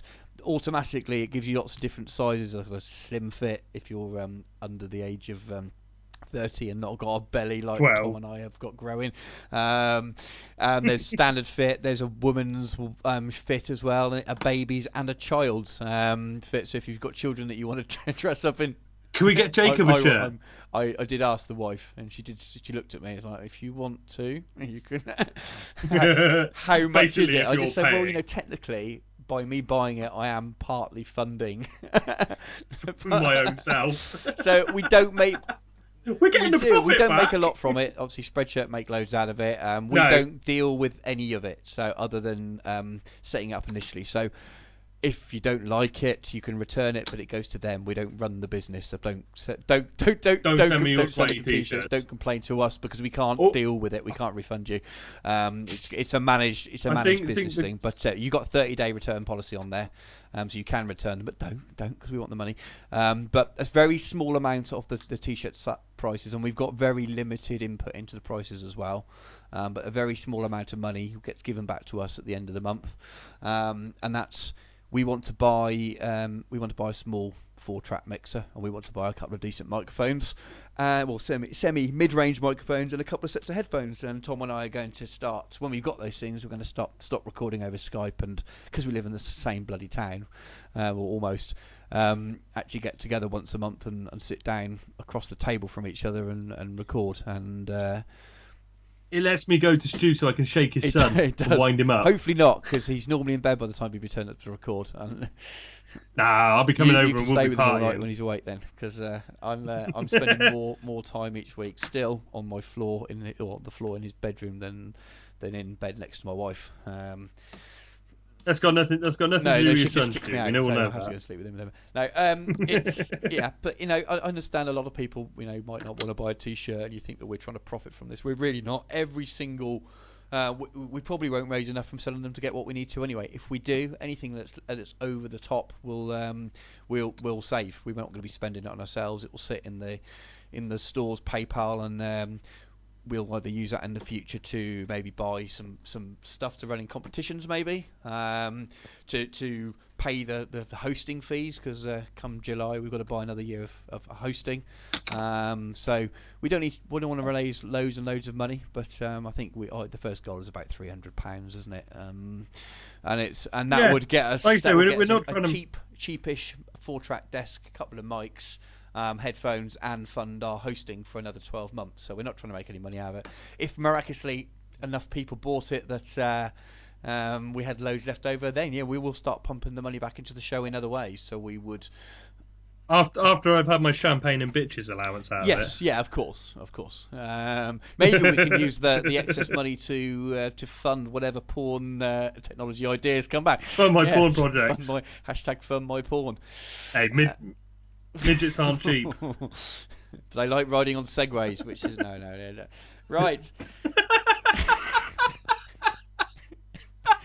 I don't want to know how you know that. I don't want to know why midgets like Segways. I saw, who's the guy? Warwick Davis. He rides around on a Segway, doesn't he? Right? Because obviously he can't. I saw him in Great Yarmouth, on the pleasure park in Great Yarmouth with his kids, and he was on a Segway so he could keep up. Oh, fuck it. There we go. Warwick Davis, of course. Ryan, if you're listening, from Willow, wasn't it? So we've managed to bring up Willow. We've met someone from Willow. Ryan Kimmel, stay in your fucking lane. We've actually met somebody from Willow. Oh dear. Anyway, we'll move on from there before we offend someone. And if you don't want to buy a t-shirt, we have also set up a donate button on our blog page. Now, the blog page, much like the Vangarian, we don't update. We won't blame Chris for that one because that's not his fault. But it's there as a placeholder for the show. All it's got really is the links to with the RSS feed and iTunes. If you listen to this, you've already found it. But we've added a donate button there as well. So if you kind of can't afford a t-shirt but you really like us and you want to support and you just want to give us a quid or something like that, you can just donate via PayPal that way as well. All these links are in the pinned note that's at the top of our Facebook page as well. You'll have to click show more now, but it's got again where to listen to the show, etc. And it's got a link to the t-shirt store. It's got the link to the blog page with the donate page, and it's also got a direct link for donate as well. So we're not offended if you don't want to ever pay anything. Keep listening to us. It's a free thing. We do it because it's an extension of our hobby. We're not saying that you should pay us to listen, pay to listen to us. But if you like it and you want to support us a little bit, then yeah, we didn't want to just ask for money because we've not been going as long as some casts out there. We didn't want to just ask for money. So we wanted to be able to say, right, least you can get something from it. Buy a t-shirt, it's cool. But if you can't afford a t-shirt, you don't want to give that quite that much money, because I think they start at about 16, 17 quid for the adult ones anyway. Then click the link and maybe give us a quid or something. Anything that helps. And if all of our listeners gave us a quid, and that was not going to happen, we'd absolutely smash our targets. But yeah, help us out if you can. Stu's Midget Army takes a lot of fun. Unfortunately, if you are challenged by your height, you're probably not going to give us any money now, because you're saving up for a Segway. I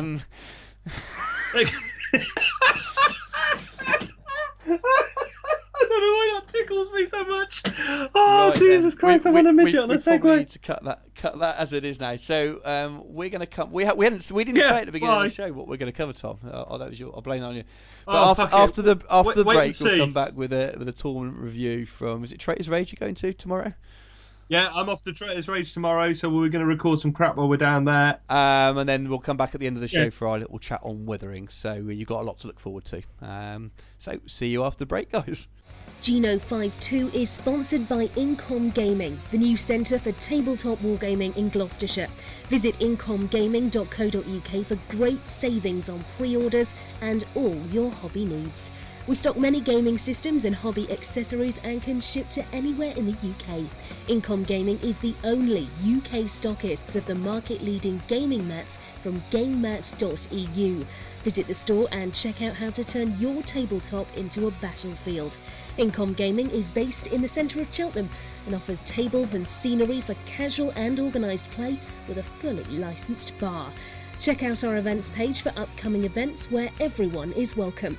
Save an additional 10% on Games Workshop Heresy products by using the code GINO52 at the checkout.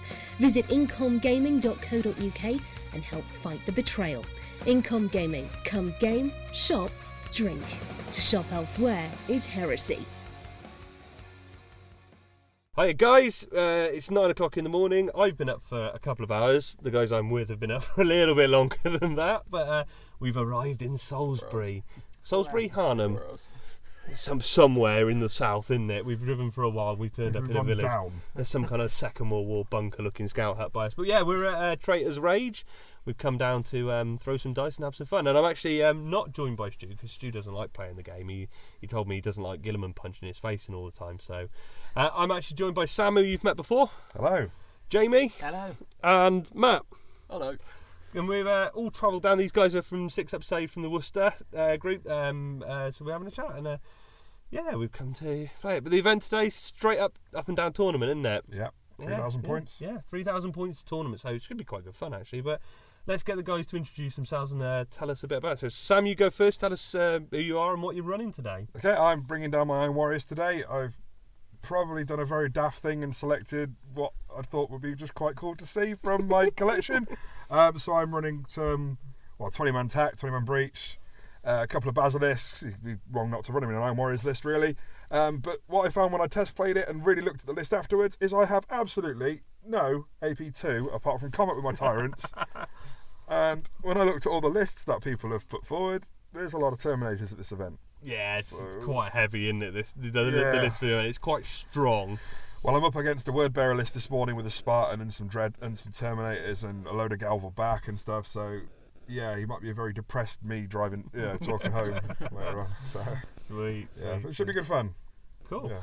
How about yourself then, Jamie? What are you bringing? I've brought my World Eaters down. I've got a couple of Legions, but that's the one I brought with me today. So hopefully Angron's going to be having some fun, choppy and everything. Eating people alive. Yeah, pretty much, literally like Sam, I'm also running very little AP2, so Angron is going to be doing all of my work for me. Other than that, the Leviathan might just have to save a few a few people's asses. Well, both of you have said we don't have much AP2 apart from the Leviathan. Apart from the Leviathan. That's not all the AP2 you ever need. Well, fingers crossed. I mean, I've played a test game against Sam and obviously died horrendously. That was just a deployment, mate. Yeah, it was deployment. I was stuck right in the middle, and I wasn't. And he won. So enough said about that. But our games with Sam are pretty even, really, win to loss ratio, aren't they? I think you win more than me.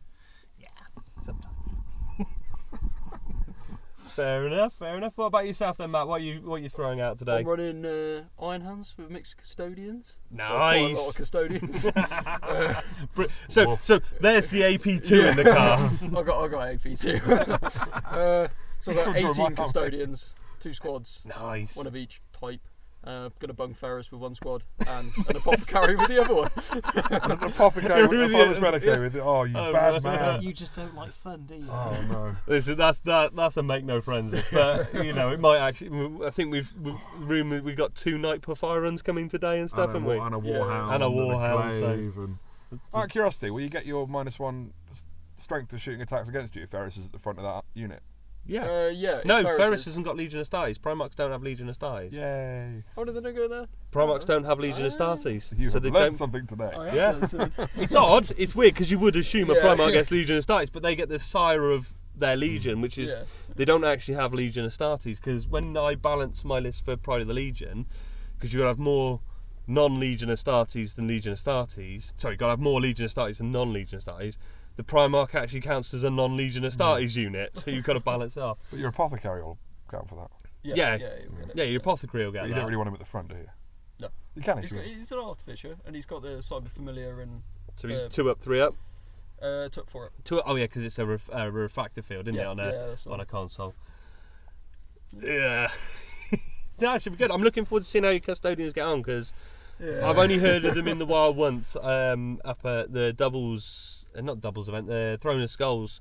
I was chatting to Duncan a couple of weeks later after that when I went up to Lincoln to see Matt Kane and that lot, and his 8 red butchers ran into the shield and sword guys, failed to put a wound on them. Oh wow. You know, That's a depressing thought. yeah. Because I know what red butchers do to my arm. Exactly, yeah. I know what red butchers did to my army. They're pretty brutal. So yeah, it should be good to see the custodians out in the wild and see what they're like. So how come 2 squads of 9, not 4 squads of 5? Because you got 2 extra at home. Well, they can't. They come in a squad of 3, and you can only get a maximum of 9. It's quite weird. Okay. They don't go up in 10s, so. Oh, okay. Yeah. But they sell them in blocks of 5, so if you want to go up a squad, you have to buy spare dudes. Yeah. I would have thought 4 squads of 5 would be. Well, They're all in punchy. 40k, you put the captain in, they can get captain upgrades. Yeah. So I've just thrown the captains out of the 2 10-man squads. Oh, nice, and okay. 2 9-man squads. Fair enough. I mean, he's put Ferris in with one of them. He doesn't really. Yeah, you don't really need another custodian. Bad, Nice. bad man. That sounds pretty brutal. I don't think my bolters and missile launchers are going to do jack against that. It's going to be good fun to see them going. I'm bringing the usual Ultramarines filth with Dreadclaws and Guilliman and stuff. I've got AP2 in my suzerain, but no strength. Just a bit, right? We were discussing earlier, no strength bonus. So anything strength 4 gets toughness 4 gets eaten by them. Anything tough 5, tough 6 they do struggle against, but that's where Guilliman runs in and starts with his strength 7 shred instant death power sword, or his strength 10 power fist. He's basically my best anti-armor as well, Guilliman. He's punched a Spartan to death in one go. It's like Angron with his armour bane on his axe. Oh, as jeez. well. He cuts through anything. Yeah, he ate. I want to see him eat a Titan today. Yeah, take him into that Warhound and eat the Just Warhound. catch the foot like he does in the book. Just chew his fucking Bite toes your off. knee, bite your ankles, bite your ankles. No, it's going to be pretty good, I reckon. It's going to be fun. I mean, this is it 40k events, 40k Brawl? Yeah. The guy Simon that runs it. If you listen to other podcasts, you probably heard the Sons of Heresy guys came down to their event, Kings of Winter, which I think was held in the centre of Salisbury. We were actually a little bit outside. It weren't was we? sold out that one, didn't it? Yeah, sold out in like 30 seconds. It was pretty nuts. That's where Jason couldn't find eggy bread, which he doesn't actually know what eggy bread is. But Okay, got you. for those of you who are keeping up with the podcast, well done, Jason. So yeah, I mean, I'm looking forward to it. What are you guys looking to get out of the day then? I very much doubt I'm going to be anywhere near the top table. Very much doubt that. That's fairly normal for us, though, isn't it? Not for Sam, no. Not for me in 40k, Okay. but not 30k. Well, I did okay at Tarsus. Yeah. I don't know, not the lemon, because they don't do a spoon, they do a lemon, don't they? Yeah. As long as I don't have the lemon, I will be Oh, content. he looks kind of cute, the lemon. Are you going to go for the lemon? Well, no, I want to chop face and try and get as high up as I can. I'd like to play the Imperial Fist player, and I'd like to beat the Imperial Fist Yeah, player. That yes. is my one trying to drive today. Because this is being a straight up and down tournament. There isn't that range for grudge matches and things, is there? Which is, They did say they'd arrange them though, didn't you? If you wanted. I think first round, wouldn't it? You could call out a grudge in the first round, but obviously they're using a Swiss pairing system, so once you get through the first round, it's fixed. But I mean, it's cool. It is what it is, and they you know, no bones about it. Well, it's a chance to play 3 games of 30k. So That's always the big bonus, isn't it? I mean, I'm not actually drinking because for once I'm driving, so I'm going to be sober. So I might actually be able to play the game for once rather than doing my usual thing and being so drunk by the first round that I'm at the bottom table. Well, your list terrifies me. There's so a I'm pub. interested. Yeah. It is and it isn't. I mean, my list on paper looks scary. I find I have a lot of infantry, and it gets hammered very quickly. But if it works really well. Yeah. That's what I find. But yeah, I bet you guys, what you want from the day? I think just 3 fun games, meet a few new people. I want to see how the banana men do. Yeah. Let's see how the custards get on. Yeah, it's Custard ease. Oh, is it custos or custades or fucking custodies? I just thought the lemon kind of looks like the custodian dreadnought. Oh, that's a proxy. Oh, you can run that. I'll let you run that at Tarsus. If you win the lemon, you can bring your custodes as well. Your lemon as your custodes dreadnought. That thing's very sexy though, isn't it? That custodes dreadnought. I like the one that's going to have the Guardian Spear. Oh yeah. Oh, I haven't seen that. Yeah, it's not out yet. They had it at the 40k, the 40k open day. 40k open day that shows more 30k stuff. Is that the one? Yeah, the 30k open, the 40k open day, which was the best heresy event of the year. Yeah, there's a bit of Blood Bowl in there as well. Yes, bit of Blood Bowl it's in not there. really 40k event. Yeah. No. That does look good. I do. Didn't it? This is an unsubstantiated rumor, but I heard that spear's got a las cannon on it instead of a bolter. It's something silly. It looks, it doesn't look like a bolter on Yeah, it. It looks something else. Somebody said it's a spear with a las cannon. Because why not? You know. I actually saw one of those custodes dreadnoughts painted up Emperor's Children, and it looked really good. Palatine Blade-esque, yeah, very good as a stand-in contemptor for the Emperor's Children. It'll just be Aquillas and stuff, won't it? It won't be anything else. Yeah, it's just filigree and Aquillas. It suited them down to the ground, so it was pretty cool actually. So when it's 9:10, we should probably go in and start unloading, shouldn't we? And seeing what's going on. So cool. We're going to hopefully check in a bit later. Probably lunch, I think, after the first round or the second round. I don't know. We'll probably check in a bit later, and you can hear the lamentation of our women and things like that. So we'll tell you again. We'll catch you in a bit, guys. Cheers.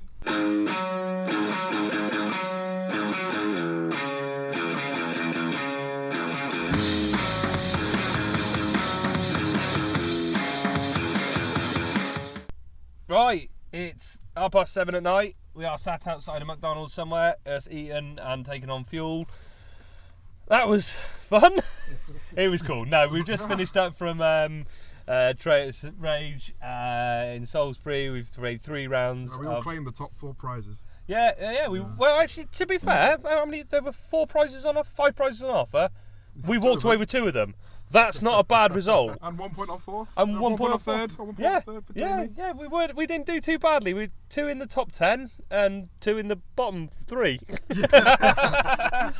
So that's pretty cool. So round 1 for me. I played James. I keep calling him Jamie. James and his Night Lords. Beautiful Night Lords army. First time I've come across a glaive in the wild. Jens and his casual glaive. They are brutal. Against the right targets. Yeah. Oh, super dude, really good fun. Had a really good game with him. When it hit vehicles, it wasn't too bad. When it hit my 10-man vet squad in the open and killed 6 of them in one go and then deflagrated into the other 6, I went, oh fuck.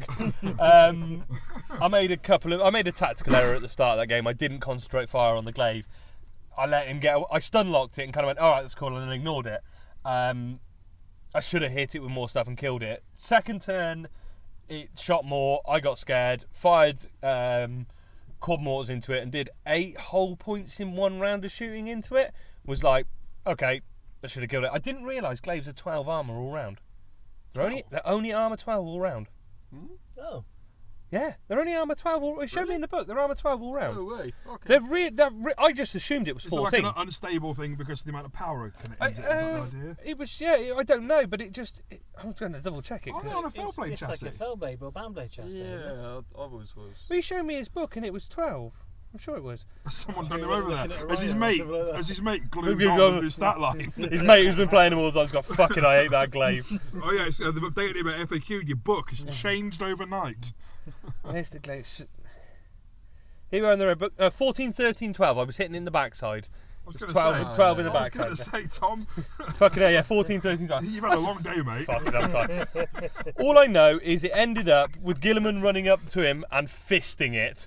Gilliman wore the glaive like a glove and then flipped it onto his own head and survived the D-blast on his own head, which was fucking cool.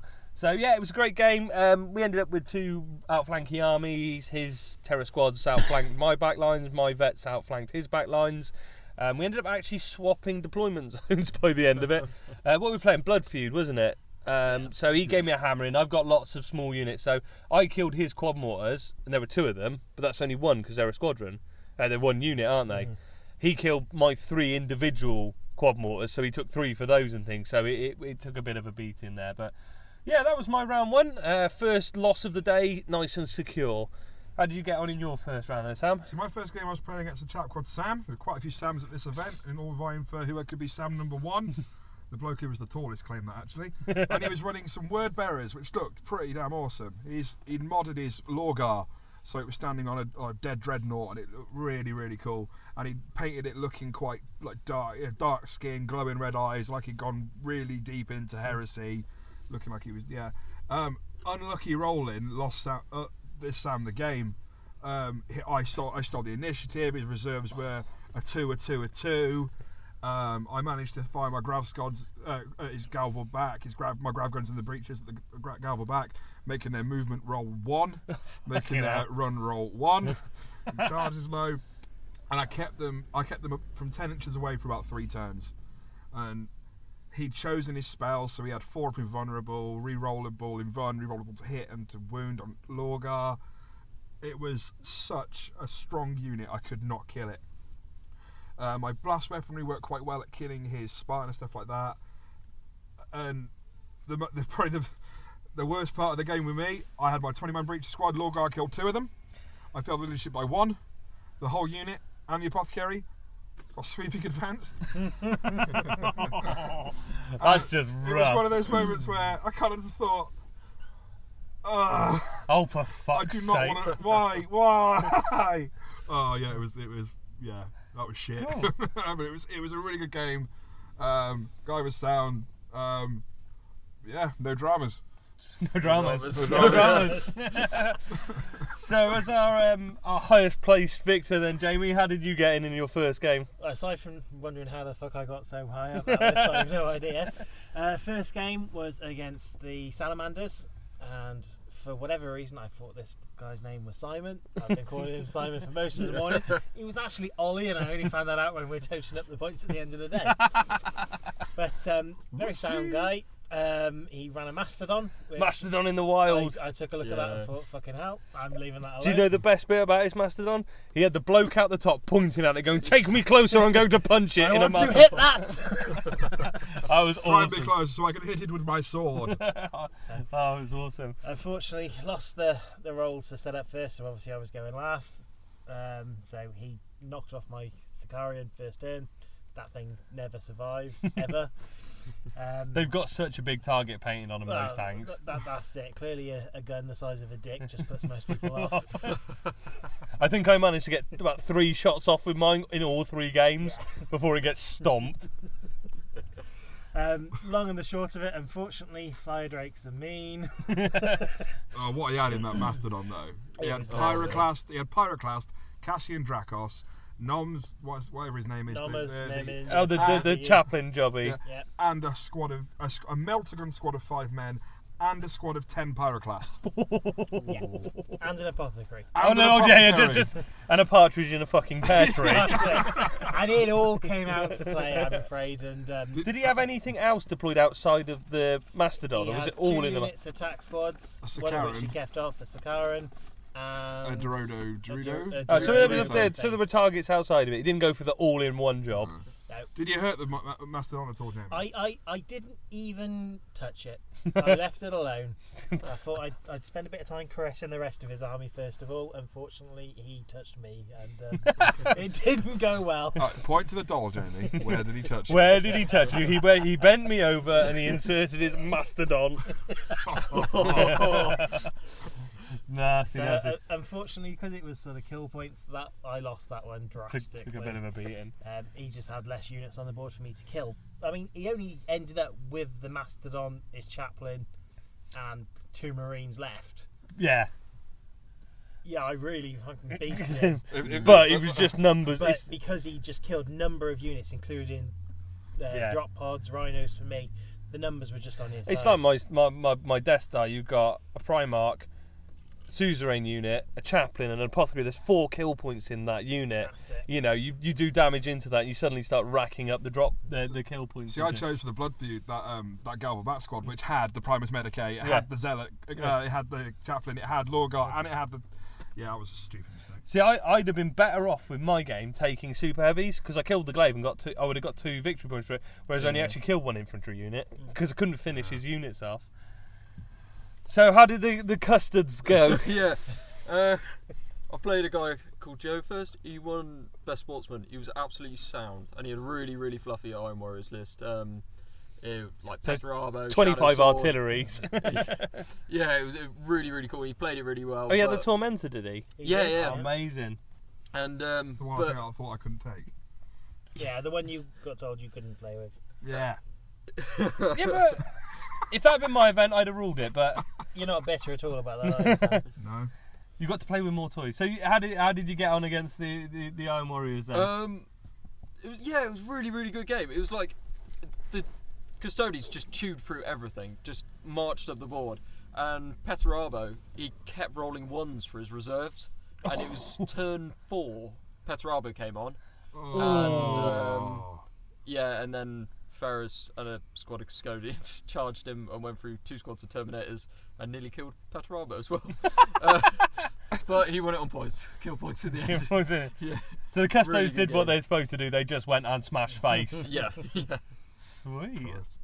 Cool. Well, Poor we went for our wander up to the shop then, didn't we? The 100-yard shop that was Bit of a 100 mile meters. hike, really.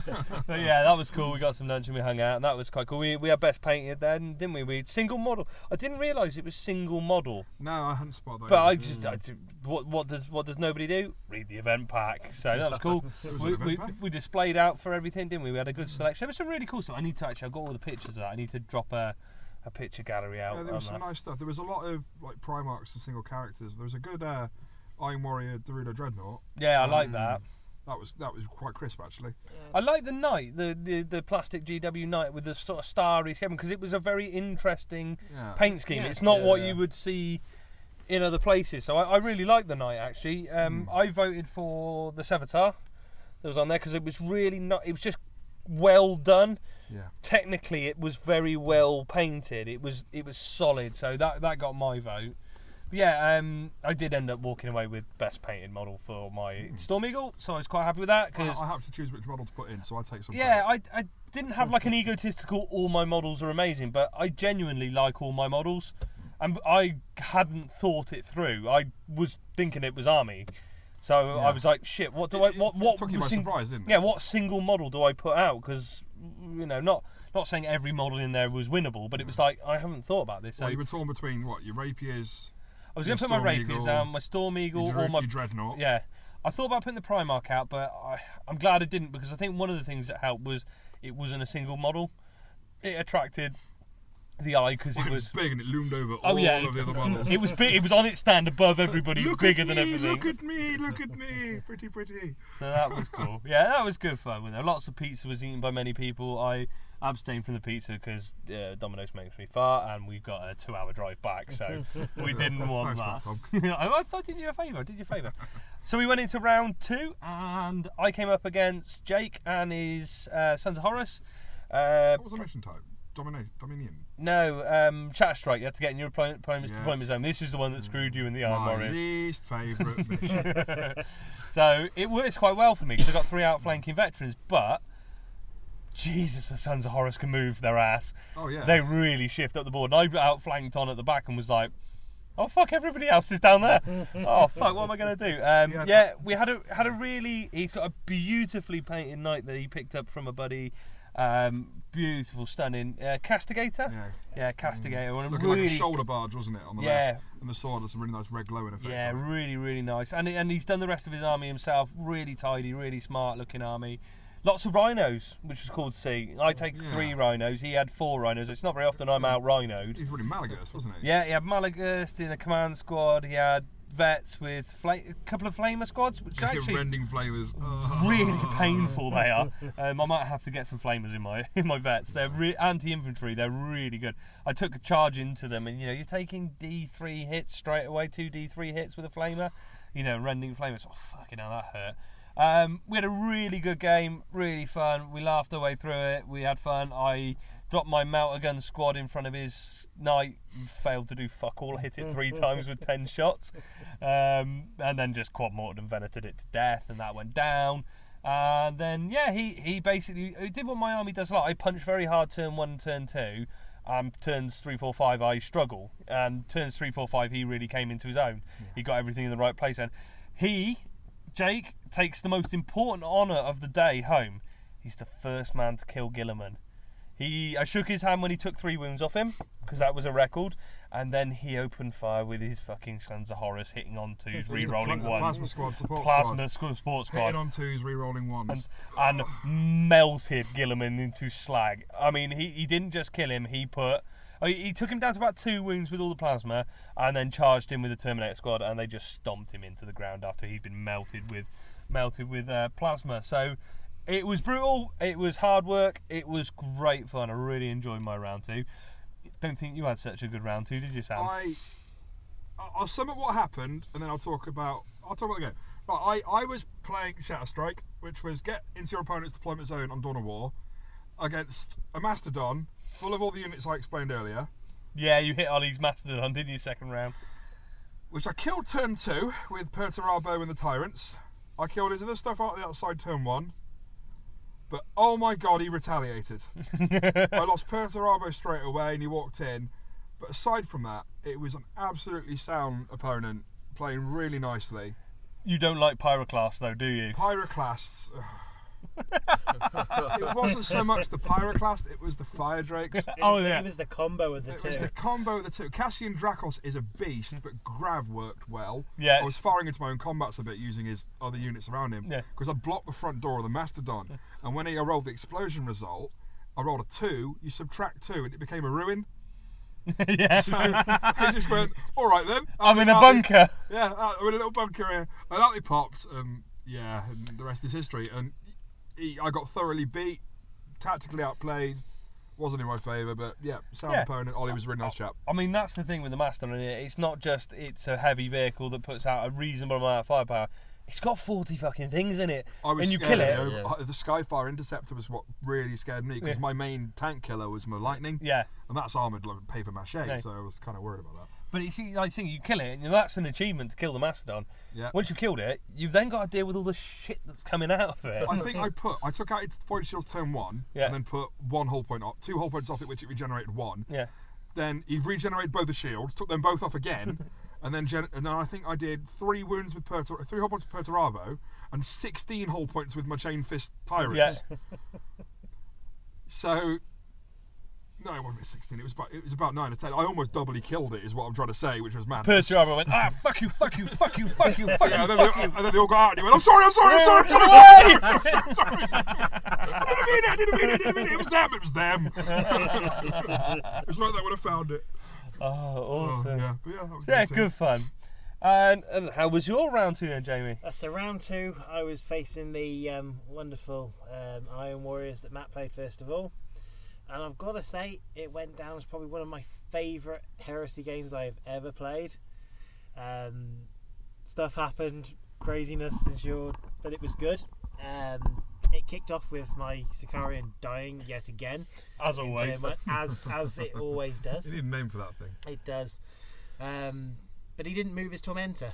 So I kind of dropped Angron in front of it, charged it, Ate it. took it down to one whole point, and thought, well, this is pretty good. But then this is where the stuff happens, sort of thing.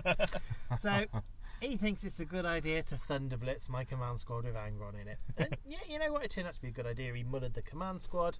Khan very sensibly stepped out of the way. Angron, who I would kind of reason would never really step away from a fight, just thought, fuck it, I'm going to walk through the tank. So, try to Death or Glory, only needing 4 on 2 dice, and I rolled double 1.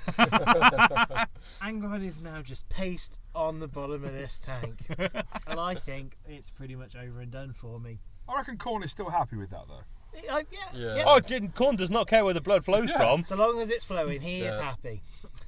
But there's a bit of vindication that comes in this game because Purty, after smashing up one of my Contemptors, was just sat out in the open. No friends to be with him, and a 32 carries assault cannon. Dread just kind of looked at him. Yeah. 10 hits on him, 10 wounds, and he failed 5 of his saves, and he was toast. Do you know what? The double carrier's Contemptor, it's funny because it's short range. It's a bit hit and miss, but I went up to Lincoln. I took down a Bloodthirster with one in one round of shooting. It just saw this Bloodthirster and went. When they work, They they're just work. beautiful. I've got a story about mine in my third game. It just hits, doesn't it? Oh, So that's How it. many Perturabos died today? I feel bad for my Primarch. a lot of A lot of Perturabo. Purty's died. I mean, to be fair, he needed to die. He's been swanning around a little bit. I can say this. I play him as well as a Primarch. I disagree with you, sir. No, I know you do. See, I think my bragging is what Gilliman killed in the end, but that's my fault. You can't put that out there saying he's never died. Someone's going to kill him. Someone had to You call him definitely had that coming. I knew I was going And to I'll get try and him. repeat the process when I. I'm going nowhere near plasma squads anymore. They're staying away. They are Primarch killers. Yeah. 20 strength 7 AP2 Primarch shots. killers are 20 rerollables for 7 AP. Yeah, hitting on 2s. Oh, That was Phil. Unless it's Vulcan, they won't kill Vulcan. Yeah. No, but a Knight's Foot does that pretty well. Yeah, Squish. yeah, Stomps kill Primarchs rather well. Round 2 for you then, Matt? I think I was playing the same guy that Sam played first with the World Bearers. Yeah. Yeah. And it's this one where you have to get in the enemy's deployment, and my whole army's foot slogging. So I met him in the middle of the board, and he made the clever choice of the Galval back in the Spartan, not going for Ferris and the Custodians. Funny They went that. for the weaker Eating Custodian everything else. squads. Yeah, and just walked around, cleared everything else up. By the time Ferris caught up with them, and it was just a slogging match in the middle of the field until the end of the game. It didn't go that brilliantly, that one. Sweet. So then what we do? Then me and Sam had a very interesting discussion. I was complaining about my Melter support squad because they're 325 points. Yeah, you were very happy with them. And weren't they you? come in an Anvilus Dreadcore, making them 450-ish points. And the first game, they did kill a Spartan, but they 350 or something. they whiffed all their shots. I got 1 hit, 1 pen, 1 6 with the melter gun. So 10 of them, 9 of them missed. 1 of them jammed his melter gun down the exhaust pipe. So that was And lucky. it's quite rare to see a Spartan without a armoured ceramic. Yeah, definitely. yeah, it was very. No, it did have it did have armor ceramite, but I hit it with a melter and I hit the 6 to pen it. That'd have been a glance. I mustn't have had armor ceramite then. It must have had armor ceramite on it. But I blew it up in 1 shot, which was quite impressive. Which means but you'll have that armoured ceramic in next time. But yeah, love armor. But that was luck rather than anything else. They dropped in front of the knight second turn, took 2 whole points off it. Just didn't do enough. I'm 100 thinking, points of damage. and I was talking to you that I could drop them for a vet squad with machine killers, which give me With +3 combis. on the damage table, 7 combis and 2 melter guns. I'm getting the because like the melter squad, I sacrificed them off the first turn. They are suicide squad, so I could be doing it with the vets. And I'm thinking, yeah, I think I need to change it. I mean, I need to change it up. Blah, blah, blah. So anyway, And then you saw your opponent. I drew the third opponent, and I drew Andy West. wasn't Andy it? West, Mayor West. Adam West, not Andy Adam West. West. Adam West, because he's Batman, Mayor West. yeah. He's Batman. So I drew Batman, and Batman comes packing with a Warhound Titan with double Ds. I mean, big titty double Ds. Yeah. 2 Spartans, 3 Dreadclaws. So I instantly go, fuck. To be fair, I walked in and I said to Sam when I walked in, that's the list I don't want to play. Not I won't play or it's shit. I just went, I know that if I come up against that, I'm going to struggle. My army's not. We all saw it, didn't we? We all kind of did a sharp intake of breath, and a little bit of poo came out, and we all thought, oh dear God, not me. Yeah. So I took one for the team and did it. So he takes first turn. He Ds me. I lose Master of Signals and a quad mortar, a whole point on the my Scorpius, and get away with it. And I think, fuck, that was my luck done. I've got away with not getting annihilated. Metal Squad come in. Right, come on, boys. You've got one job to do. This is your time to shine. Drop in. Dorado takes out the void shields. Nicely done. Hoses the void shields down. Right, it's open. I also give my Melter Squad Tank Hunter through Gilliman. So I have got 10 Melter guns at point blank range into a Warhound with Tank Hunter. I fucking did it by 2 whole points. I scraped in there and they annihilated it by 2 whole points. And I took the fucking Warhound down first turn. And to be fair to Adam, we went, oh. The guy before had taken out in turn 2 said that's the fastest that's been taken down. I went, thank fuck for that. And they lost 2 in the Titanic explosion that went afterwards. So worth it though. From that point on, I lubed up, bent over and got blasted. His army just took me to pieces. So even without the D, he did that? Well, the thing is, like I said to him, I had to concentrate my fire on taking out your Warhound. I had to kill it. What else did he have, Tom? Hey? What else did he have? He had 2 Spartans and 3 Dreadclaws. So 2 Dreadclaws come in, Spartans come rushing up.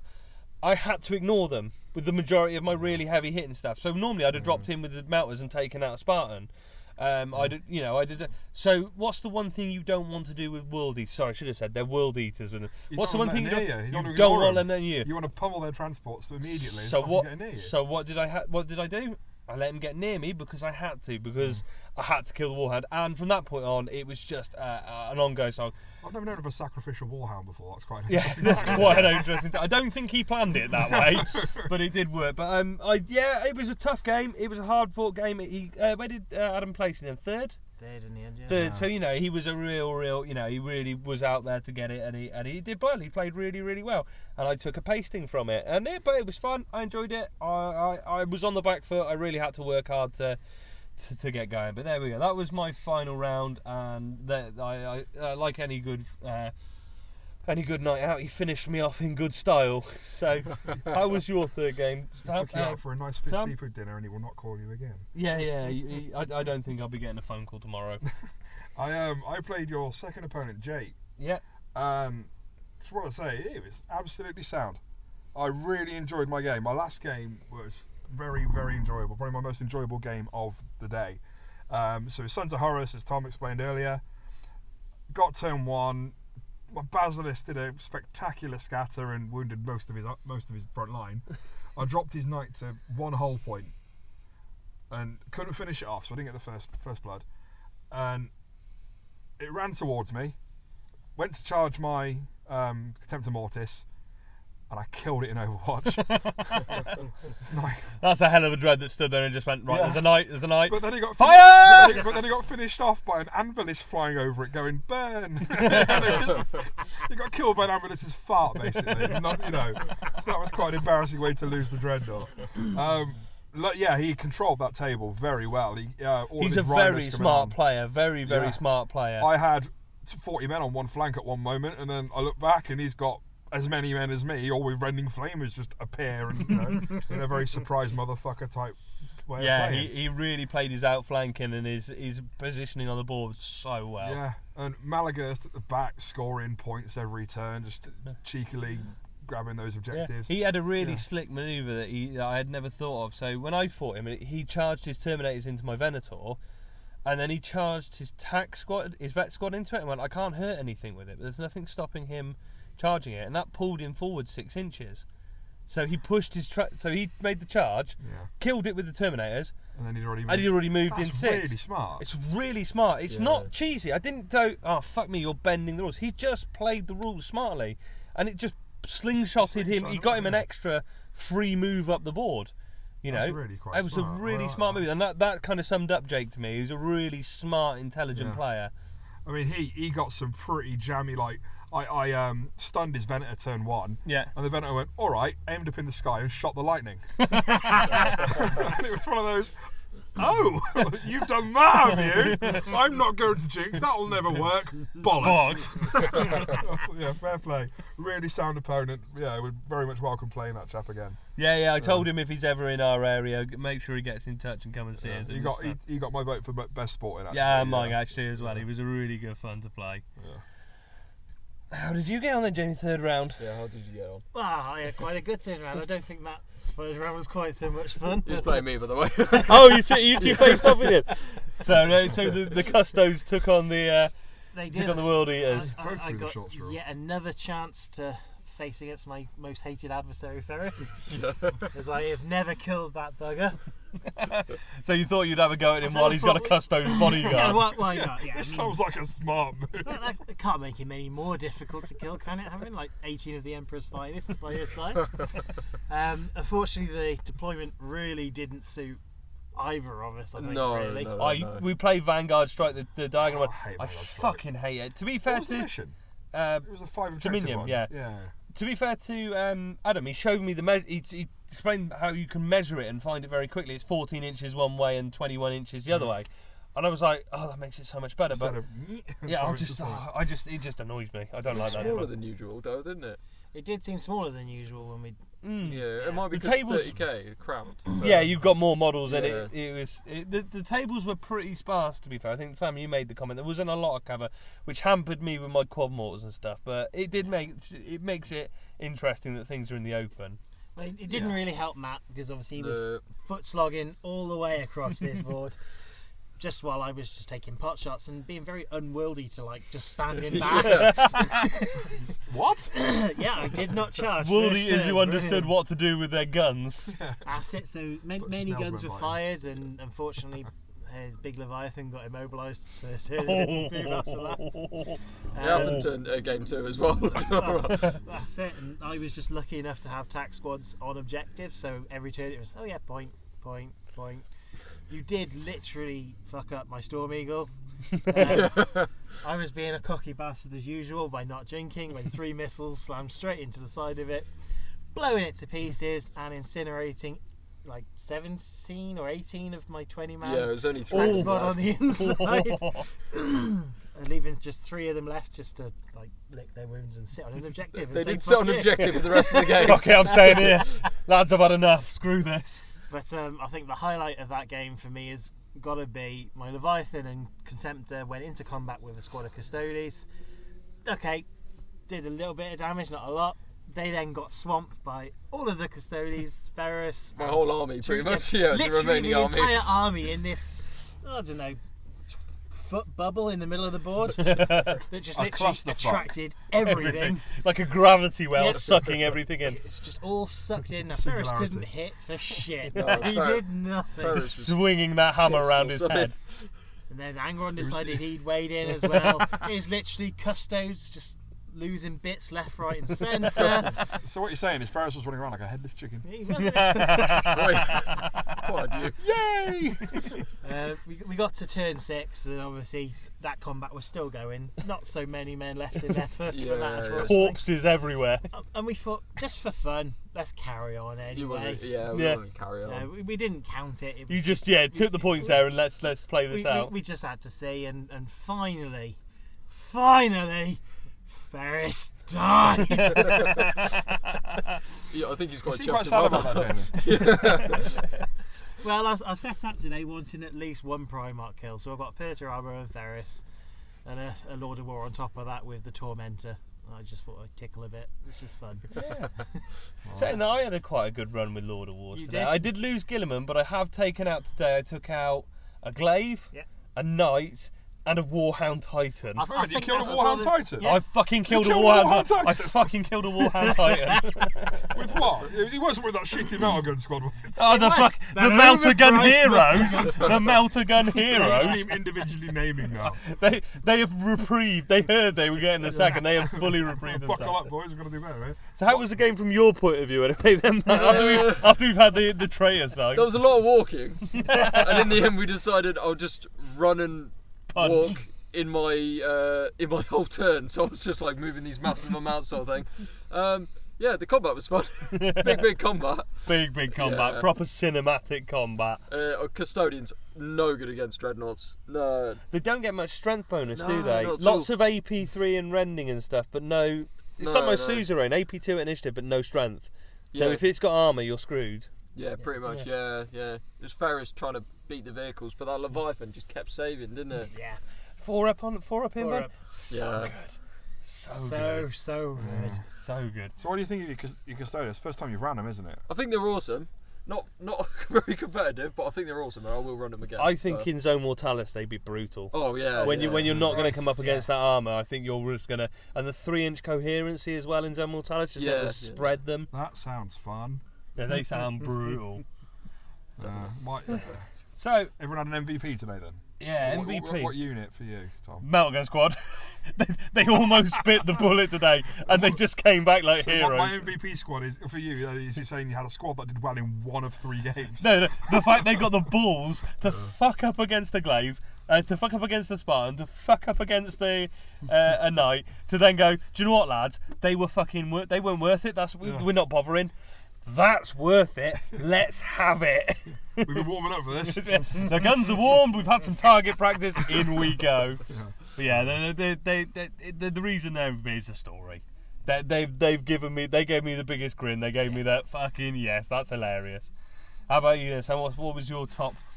I think if I had to put one unit, my lightning did very well. But it's got to be my basilisks. Yeah. Every game, they just worked. They died every single game. That armor Yeah. 10, it always happens the same way. The opponent looks at them and goes, we're alright. I Takes the delete first I challenge. delete a unit and they go, shit. Out come a veteran squad from reserve on the outflank, pull up behind them and go, and they die from bolt guns. But still, I love them. They did so well. Very But chuffed even with if they force your opponent to bring that vet squad on in a place where they maybe don't want them because they're going to be quite tucked back, they're doing a job by creating a distraction. Because how much are they each? 140. 140 points, and you Squad of 3 though. yeah, but you're sucking things into them and pumping the damage out. But that one vet squad will kill. Yeah. 3 of them. I'm a 10. Yeah. For you, Jamie? For me, it's got to be the Leviathan. Yeah. In 3 games, it performed every single game. That 4-up save is just a thing of beauty. Sweet, awesome. Matt? I don't know. I can't really. We'll clarify. Matt called out that he wanted the lemon at the start of the day. He has won the lemon. Lemonitis. Yeah, I'm going to put this on record. We called it earlier that if we win the lemon, it can be a Custos Dreadnought. I am giving my full backing to any time you play at Incom and any time you play at a Tarsus event. You have my full permission to run Lemonitis, the Custos Dreadnought. Sweet. I love that. Well, I don't know much. I think my Moriarty because of just how much balls he's got. What did it kill? It didn't kill anything. It just walked behind everyone's lines because I was foot slogging. It's just the Moriarty would appear and it's like, oh shit. Sneaky. How did a war attack not kill anything? He killed. He threw a melter bomb which fluffed. Yeah. He walked onto mine or shift you like, and I decided to blow him away with 2 units of tacticals just because. Yeah. And the first game, He killed a squad of veterans in Joe's. Yeah, against Joe. What weapons did he give him? Volkite. Yeah. Is it you, Jamie, who's given 2 fusion pistols? yeah, Inferno pistols. I'm that filthy bastard Yeah, with not the Blood fusion Angel pistols, list. whatever Yeah, Oh, nice. yeah. Tank be gone. Yeah, that's why when you do your lovely Iron Warriors list with all those squadrons of tanks, please play me. Please play me. No. Yeah, I've got lots of other people I play with, so I'm not playing you. Aww. There's only you and Matt I play. He's playing Worcester. He's playing Worcester. Shout out to Worcester. Shout out to the Worcester Massive. Yeah, right. Sweet. So overall impressions of the day. I had a really fun day. I've had a really good time. I love playing dice. I said to Jake, we were talking about, having a chill game, and I was like, I'm a 30-year-old bloke who's playing with toy soldiers. What the fuck have I got to be stressed about today? I had fun. I had a really good fun. I will put out there, the tournament format's not for me. I like a narrative. I like a story. Yeah, I like same. loyalists and traitors. It's fine. It's cool. We knew exactly what we were walking in for. The guy Simon's done an amazing job of putting a really good, fun day on. It's just, if you asked me what I wanted, I'd have liked some narrative. I'd have liked to feel part of the team and maybe play that way. But that's my personal opinion. I know a lot of the guys down there enjoy the tournament format, and that's what they wanted. I'd agree with you, Tom. I'd prefer the narrative. No, I agree. Yeah. I learned a lot today with what I definitely learned today was watching other people play different legions and go, oh, that's interesting how you've done that, and it gives you some ideas yourself, doesn't it? Filling a mastodon full of pyroclasts. I'm no. Oh, 40 pyroclasts. Oh, Filling there's some filth right filling a there. mastodon with 4 dreadnoughts, however. Yeah, and talking about doing deep striking Terminators for Iron Try and Warriors. keep this PG, alright?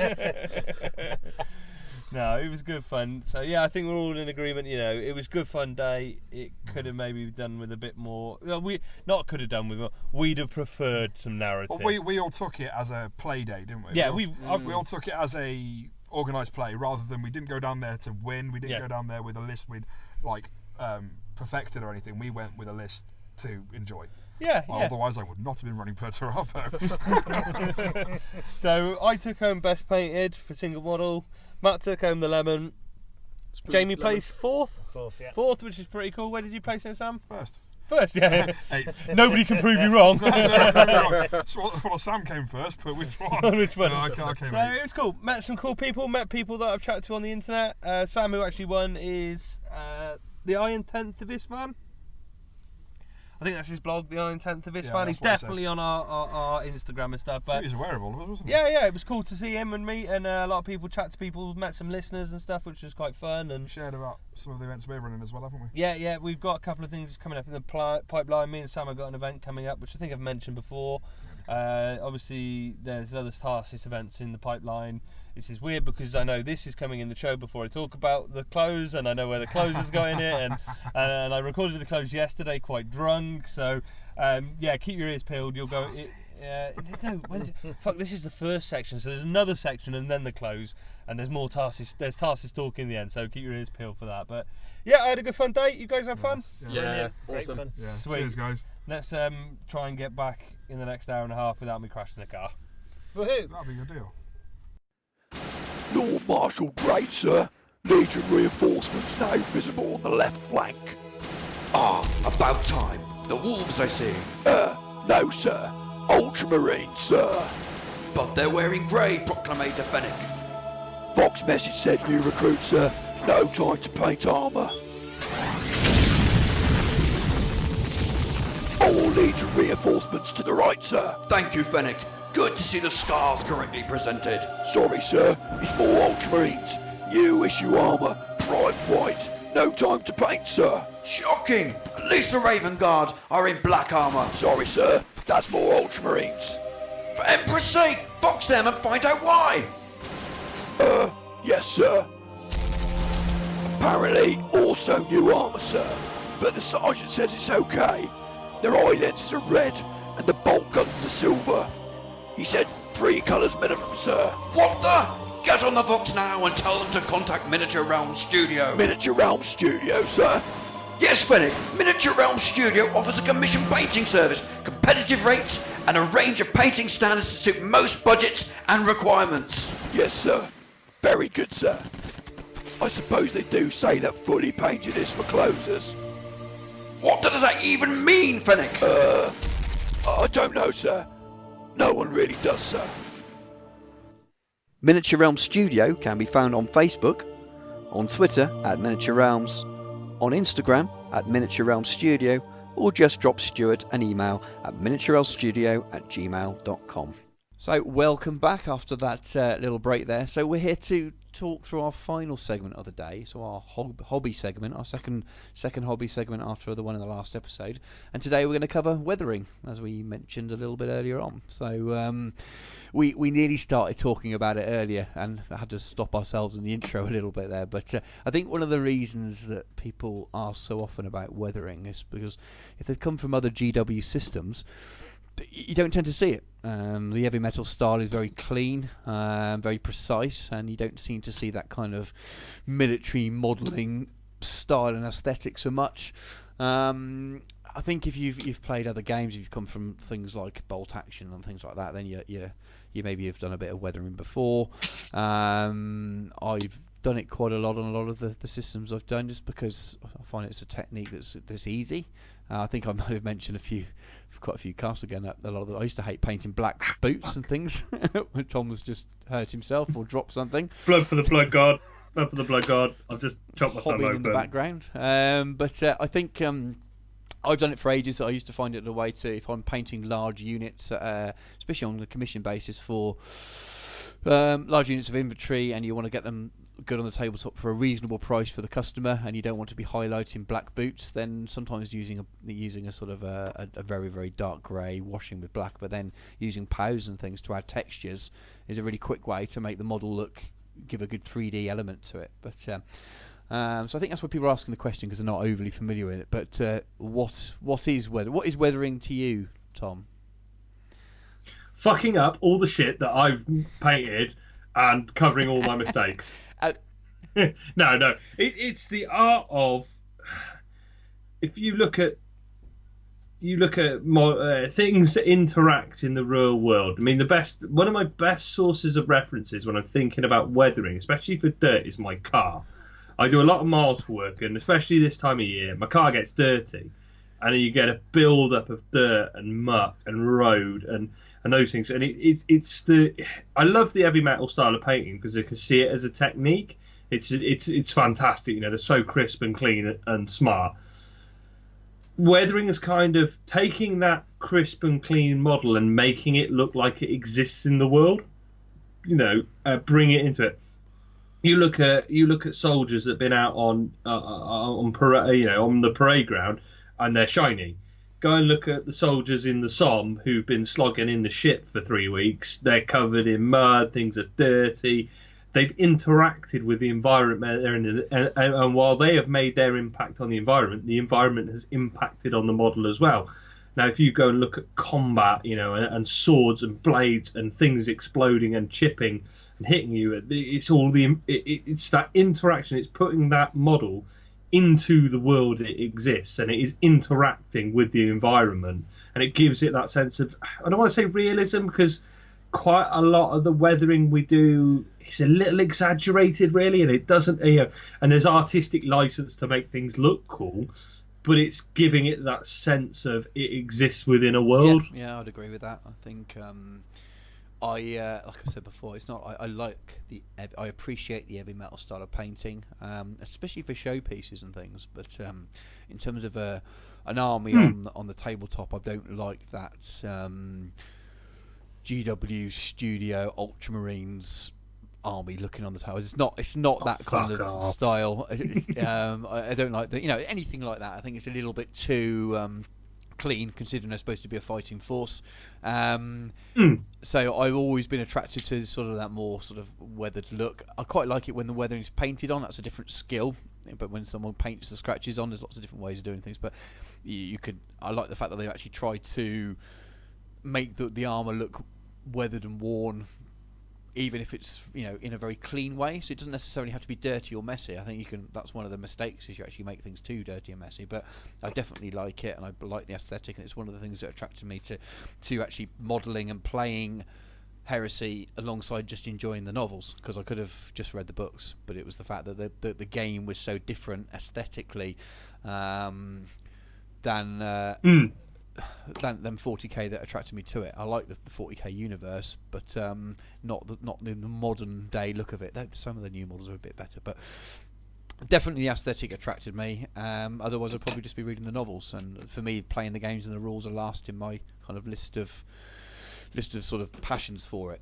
Painting's now top, but it was probably the stories that drove me to it in the first place. So I suppose we ought to talk about what weathering is, because some people will think that weathering just means adding some chipping or adding some weathering powders, because the names in the title sort of thing, but it can mean all sorts of things. It can mean heat blooms. The tanks I'm doing at the moment for Freddie, he doesn't want weathered. It's Emperor's Children. He wants them to be perfect, and he wants them to look like they've just come off a showroom. And I put some pictures up, and Carl, who's Woodrow, put awesome painter. Carl made a little joke saying, well, technically you've weathered it with the heat blooming, and Freddie wanted the heat bloom on there. When we talked about the project, it was very much you want it to be shiny, but in the way that a hot rod car or bike is. So it's shiny and polished, but the engine's been on, so you've got that heat blooming on the exhaust, and the weapons have been fired. And Freddie wants the idea that they go back at the end of each battle and are absolutely immaculately returned to shininess. And polish their bolters. If I was painting the army personally, I would do a bit of weathering, but not as much for Emperor's Children. But this is what Freddie wants his army to look like. That's what it's all about. But heat blooms and things is a type of weathering. So what we're going to cover and talk about really is all those different kinds of things. So anything that's above and beyond the plain painted army. So whether that's dirt, whether that's oil, whether that's soot, whether that's grease, whether that's scratches and blast marks, whether that's heat blooming. Can you think of more things off that list? But it's using all of those sort of the things that will affect your models. It may be blood splatters. So you could always say that as a form of finish. It's always finishing your model off, isn't it? Special effects or finishing techniques. For me, it's the last thing I do, and I think that's probably an important thing too. In most cases, weathering is the last thing I do. I very rarely go back and do much else afterwards. Sometimes the balance of the piece will change a little bit, and you might decide because of the weathering has changed the balance that you might do a highlight elsewhere. But we're not going to go into that kind of detail, really. But so what kind of weathering would you do on an infantry model, and Tom? What sort of things do you use? Yeah, so I think one of the good things to see is I quite regularly post a lot of work in progress. So you'll quite often see my models go from paint up, so they get fully painted, and then I hit the weathering stage. So I'm a big fan of sponge chipping. That's my sort of go-to basic first off the line thing, and that's taking, depending on the colour that I'm chipping or the material I'm chipping, taking a colour, maybe a lead belcher or a grey or something like that, and literally tearing a bit of sponge up. And I've got a couple of KR cases, and you get the inserts that come out of those, and they make fantastic. I just literally grab a bit in my fingers, rip it out, put it in a pair of tweezers folded up so I've got a bit of control, and just start almost like a dry brush. You dip it in the paint and then just bang the excess off onto a paper towel till it's very, very light. And then you start just gently adding it to the model. Now that kind of comes to a couple of my golden rules with weathering. And it's kind of two. One is think about where the weathering is coming from. So what's being hit? Where are the impacts for the chipping coming from? Where is the dirt coming from? And don't just be uniform. So quite often it's a human thing. I think we're quite attracted to symmetry. You kind of go, right, well, I've done one on that arm, so I'll do one on the other arm. Well, no, weathering doesn't happen like that. It happens differently on different pieces. So, don't fall into the uniformity. So, thinking about where it's coming from, starting to work on it. What are the bits that are going to get hit? Well, if someone swings a punch at me, I use my arm to defend it. So if someone swings a sword at me, I'm going to use my arm to defend it. So the arms are going to take a beating.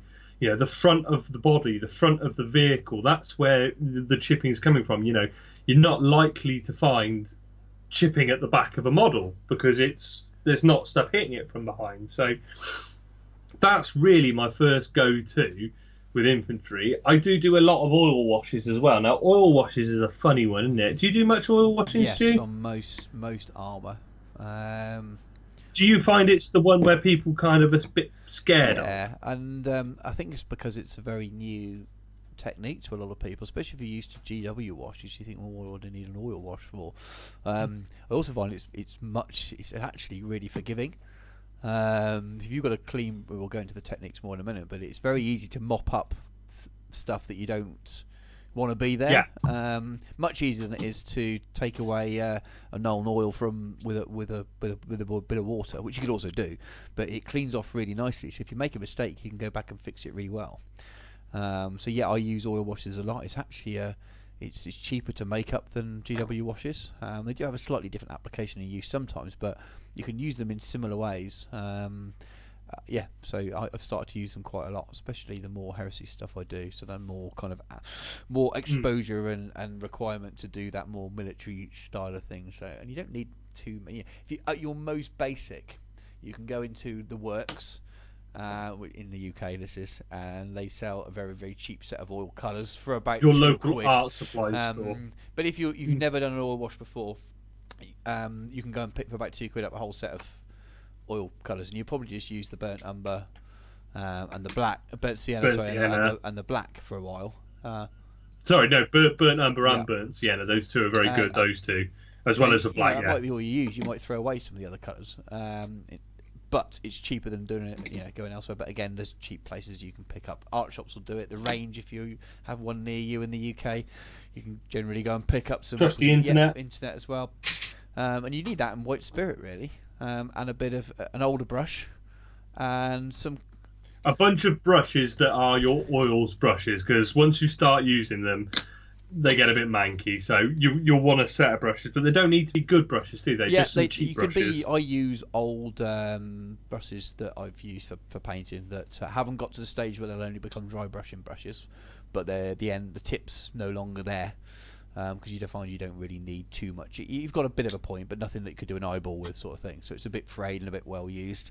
And I tend to scrape away a bit on the handle and write oil on it or something, or put a bit of sticky tape or something so I know, so I don't get mixed up. Some corrugated cardboard to use as a palette because it soaks the oil out of the paint. So that's good. If you put a little bit on prior to using it, leave it for half an hour, it just soaks some of the natural oil out of the paint, so what you're left with is a drier bit of oil to then mix. And White Spirit, and you can use the stuff you buy in B&Q. It's nicer to go and pick up some artist stuff because it doesn't smell as much, so it's low odour, it's not quite so nasty. Oh no, I just use the cheapest nasty stuff I can and fuck me on time by the end of it. I'm a brush licker, so I forget that I'm painting with oils and then I really dip it in White Spirit. That's a bit like a window licker. It's a bit like a window licker. But they don't use it. No, we won't. We'll go back to early in the show. But no, I definitely set you off again. I think that's all you really need, and you can. Sorry, I'm calling. The people listening to this show would have heard another sort of 2 hours in the middle, but we've had our break from our first segment and then carried on straight afterwards. We've had about so 10 we're minutes. Still giggling like children from what we were joking about before. So and that's all I really. Shush you, you're ruining the magic. It's all recorded in one go. That's all I really use, to be honest with you. I have got some pre-made washes made up where I've used bought some empty paint pots and I've pre-mixed White Spirit and a certain colour, so they've mixed them to a consistency that I can use straight away. So especially if I'm doing an army and I want to use a certain sort of tonal shade. So what do you tell me what you do with your oil washes, and I'll go through the way I use them. Probably fairly similar. I think the first thing, actually, one thing we do need to mention before we get too deep in techniques, and I don't know if you do this, but gloss varnish your miniatures before you start weathering. The way I always talk about gloss varnishing is it's your save point. Once you've painted the model, gloss varnish it, and you can always go back to that point then. And that's really key. Especially with oil washes. Don't put oil paint on your models till you've gloss varnished it. Now, if you're teetering on the edge of airbrushing, buying an airbrush to apply varnishes, even if you spend, I think my first airbrush and my cheap, which came with a compressor and a cheap Chinese brush, even if I just had that for varnishes, would have been worth its money, because I see a lot of people struggling to put varnishes on with a brush because it gets streaky and stuff. But the most useful thing my airbrush does is put varnishes on. It's excellent for that. So I mean, there's an endorsement of a reason to, if you were thinking about an airbrush, even if it's just the first thing you do, is to varnish stuff with. That's a great place to start with. But yeah, put your gloss varnish on, get your save point. If you screw it up, then you can strip it back to the gloss varnish, and you're left with a fully painted model that you were. You're not going to screw it up from there.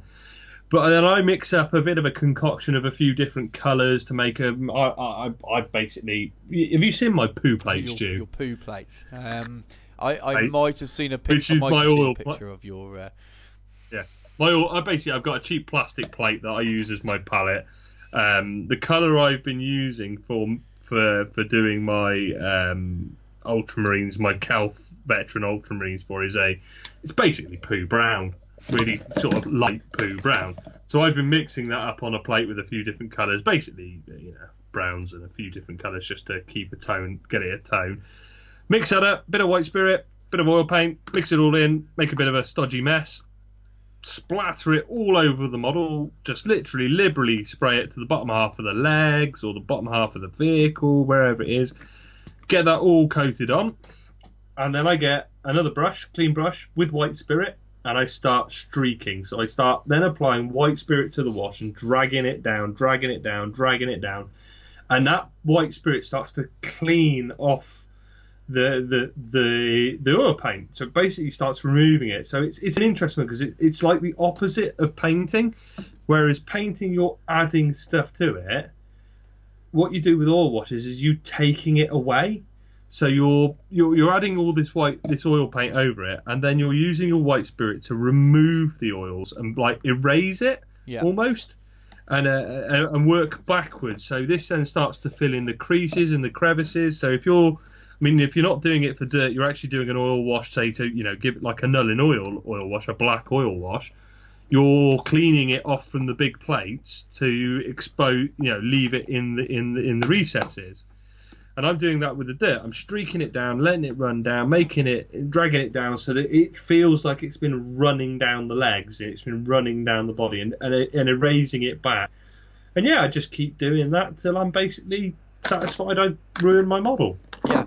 I was going to say, there's different ways you can use it depending on how much you thin it. So if you thin it down quite a lot, you can use it more like a Null oil wash or something, and then you don't need to clear away quite as much. It depends on what part of the model you're doing. That works really well around metals sometimes, and if you get the tone of whatever you've mixed right, it does dry loads lighter, and that's the key, I suppose, as well. The difference between if you're happy with using GW washes that dry pretty much the same colour as when they go on, this will surprise you. So play around with it a bit on some old models first. Just get used to what colour it's going to... Because you'll whack it on a real, what you think is a dark brown, and it can dry because it's thinned almost to a fleshy brown colour. So you just need to get used to the result you're going to have before you do it. But if you get it wrong, go on with a clean brush with white spirit and just almost wash it off. You can get it back to the colour that it was before, and that's the beauty of the gloss varnish. I will admit I don't always do that now because I'm confident enough sometimes that I know what I'm doing or where I'm going to put it.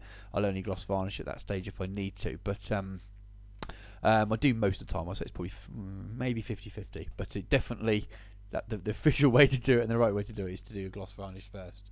But do you use oils in any other way, Tom, other than doing washes and things? I don't really, because I don't tend to use washes for building contrast anymore now that I've got my airbrush. I do it on my metallics a bit to build a bit of weathering on there, but I tend to use oils for weathering a lot. That's what I tend to do. I tend to find if I wanted to put a recessed wash into something like a black or something, I'll tend to use something like Null oil because I just find it's a less time consuming process. Yeah. I'm careful with my application. I can do that, but it is definitely a technique. I think a lot of people call it a pin wash, don't they? With I like to use the oils for cheesy now for oily things. I find that Null oil is too dry.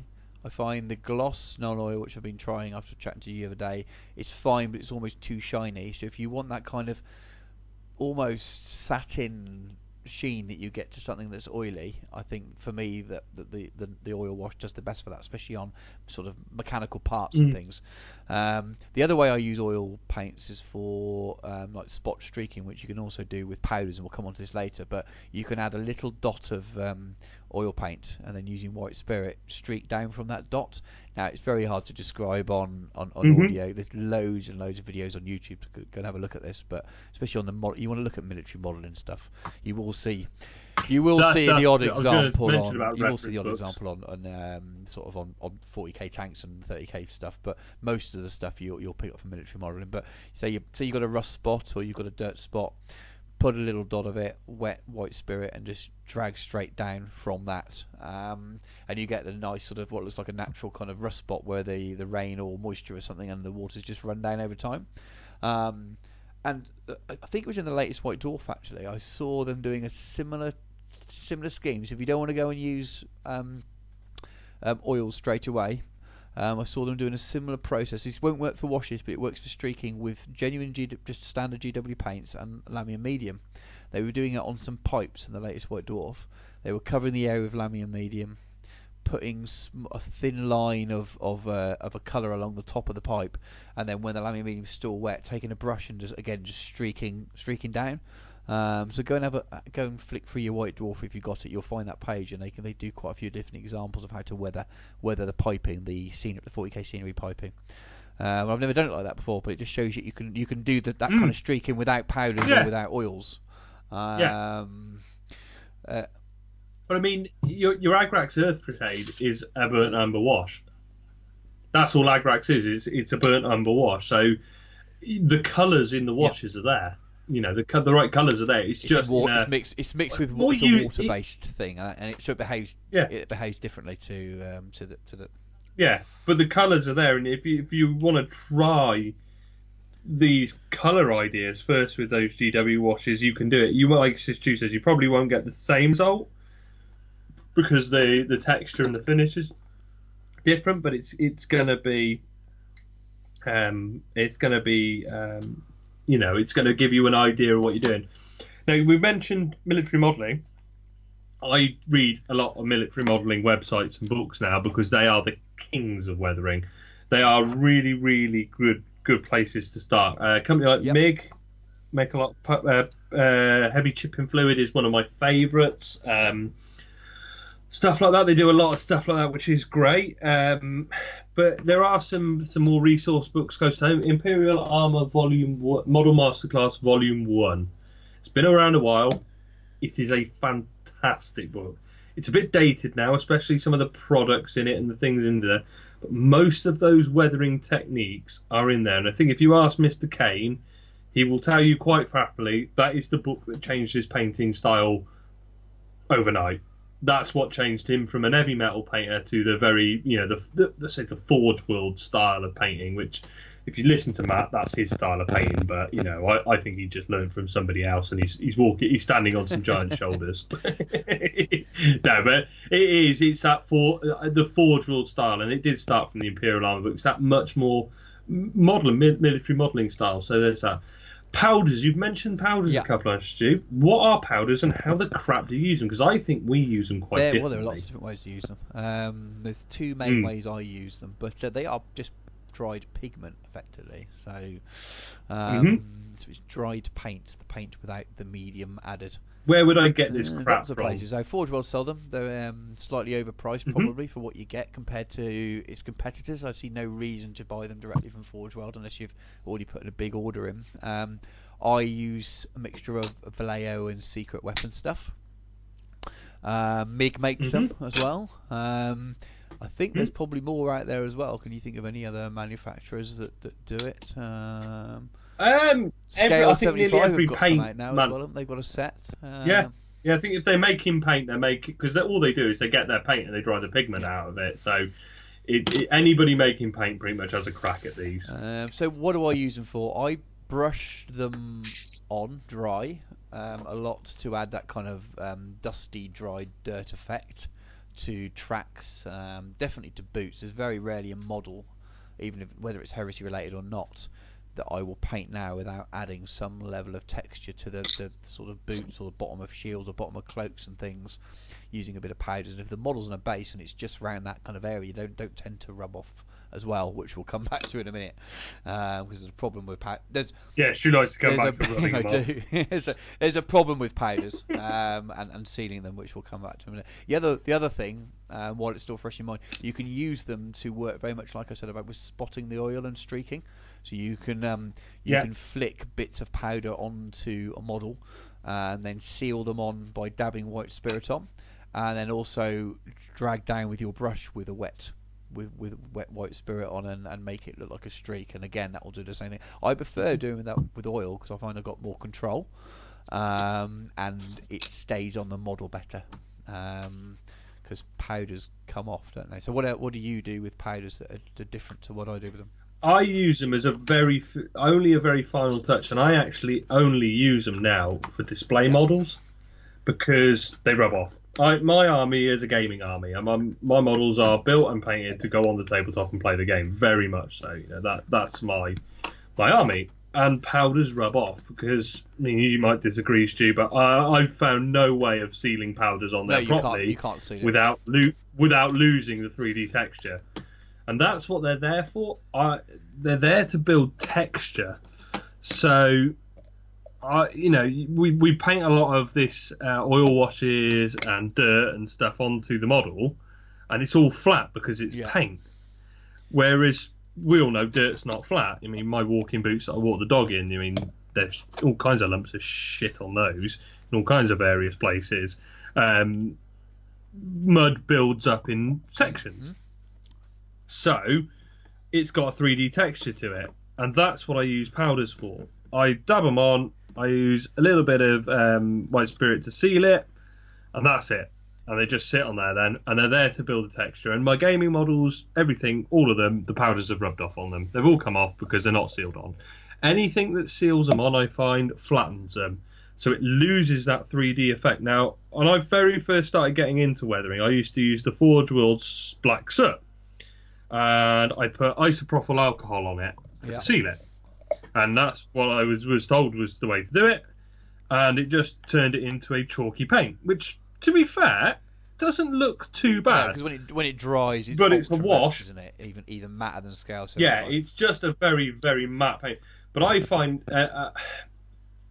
what I would do now. So I was using it on exhaust to make them look, soot choked and charred. I'd airbrush. What I would do now, so I airbrush on a black. That gives me the bottom of my Dreadclaw. It's all just black paint.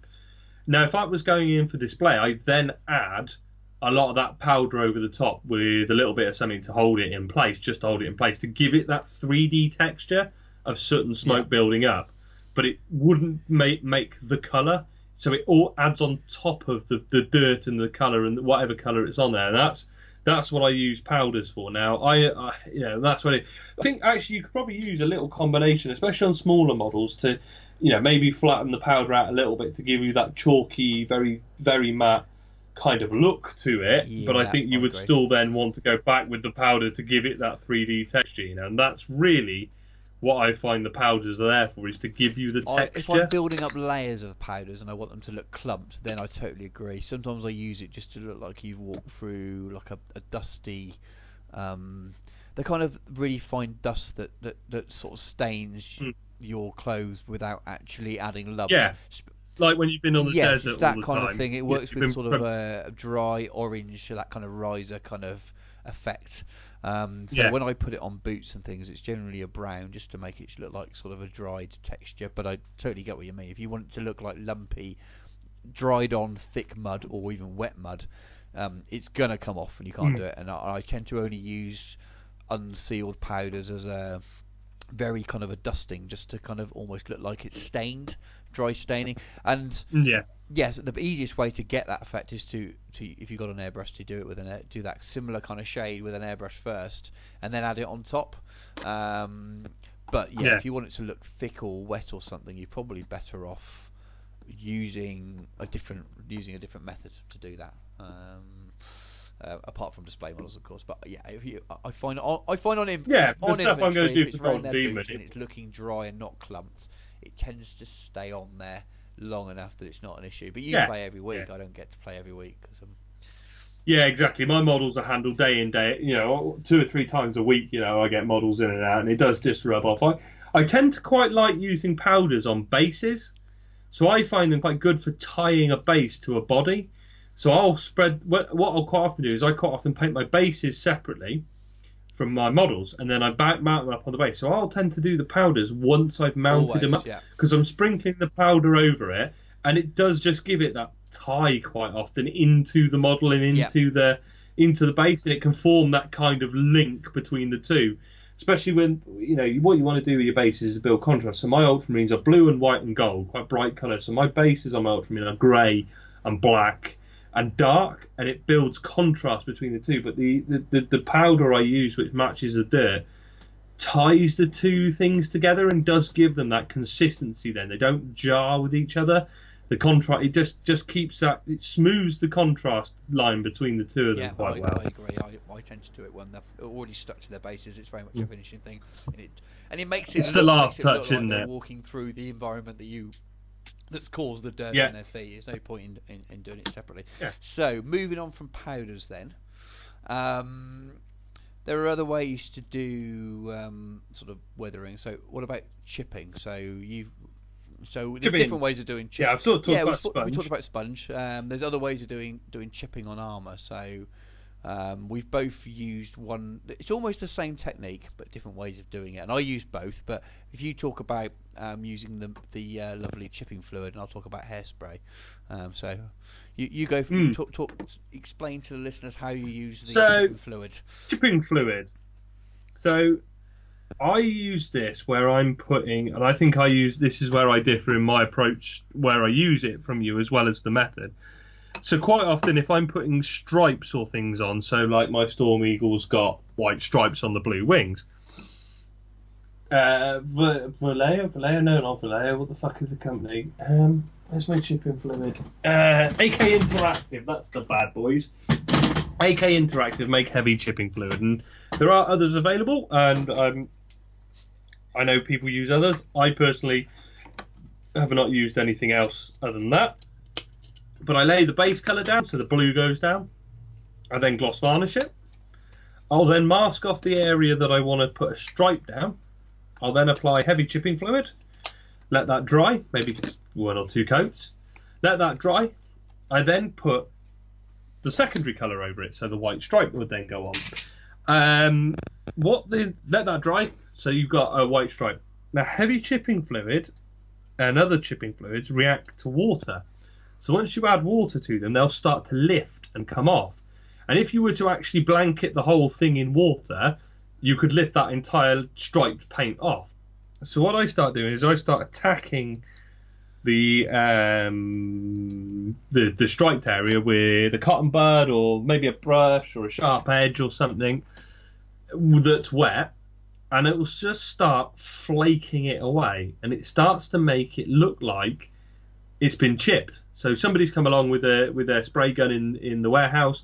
They sprayed this white stripe on, then some twat's driven it through a bush, and it's all scratched all the paint off it, and it's lifted the layer up to reveal the layer underneath. So I mix up the sizes, the shapes, the scratches, but again, I mean, thinking about the direction of travel and where things come from. So if you see pictures of my Storm Eagle, it all comes from the front back, because the Storm Eagle's flying through the air, things are hitting it from the front and scratching backwards. So it's all, thinking like that.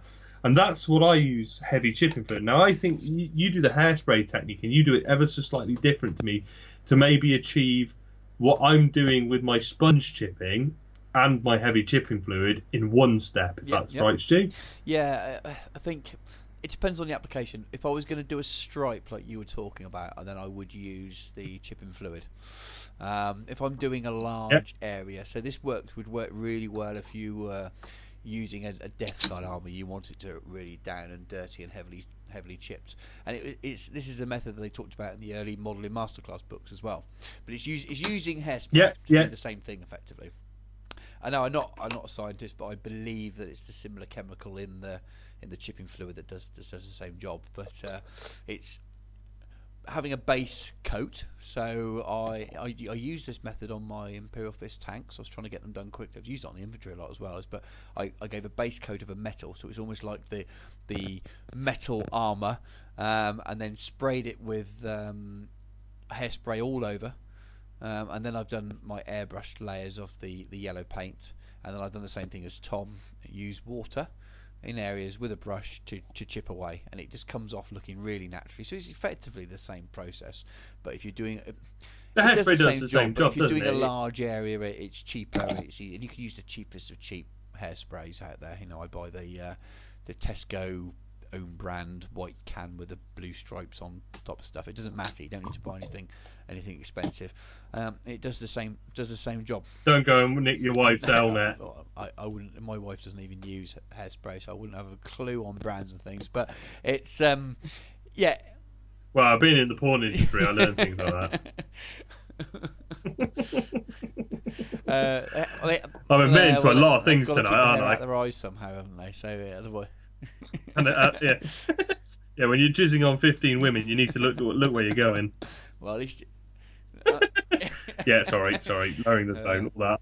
I get told off. We were talking about Bukake the other day, weren't we? But it was in relation to a bar. The Midland sex party. Of your metal Urukai that we're in. Yeah, so another topic that may come up one day is stripping models, and I use BioStrip 20. And if you've ever been on Reddit and seen the chap who decided to excrement onto a My Little Pony, I sent you that the other day, didn't I? Horrible. It's really horrible. That's something we won't be linking in the show notes. Basically, yeah.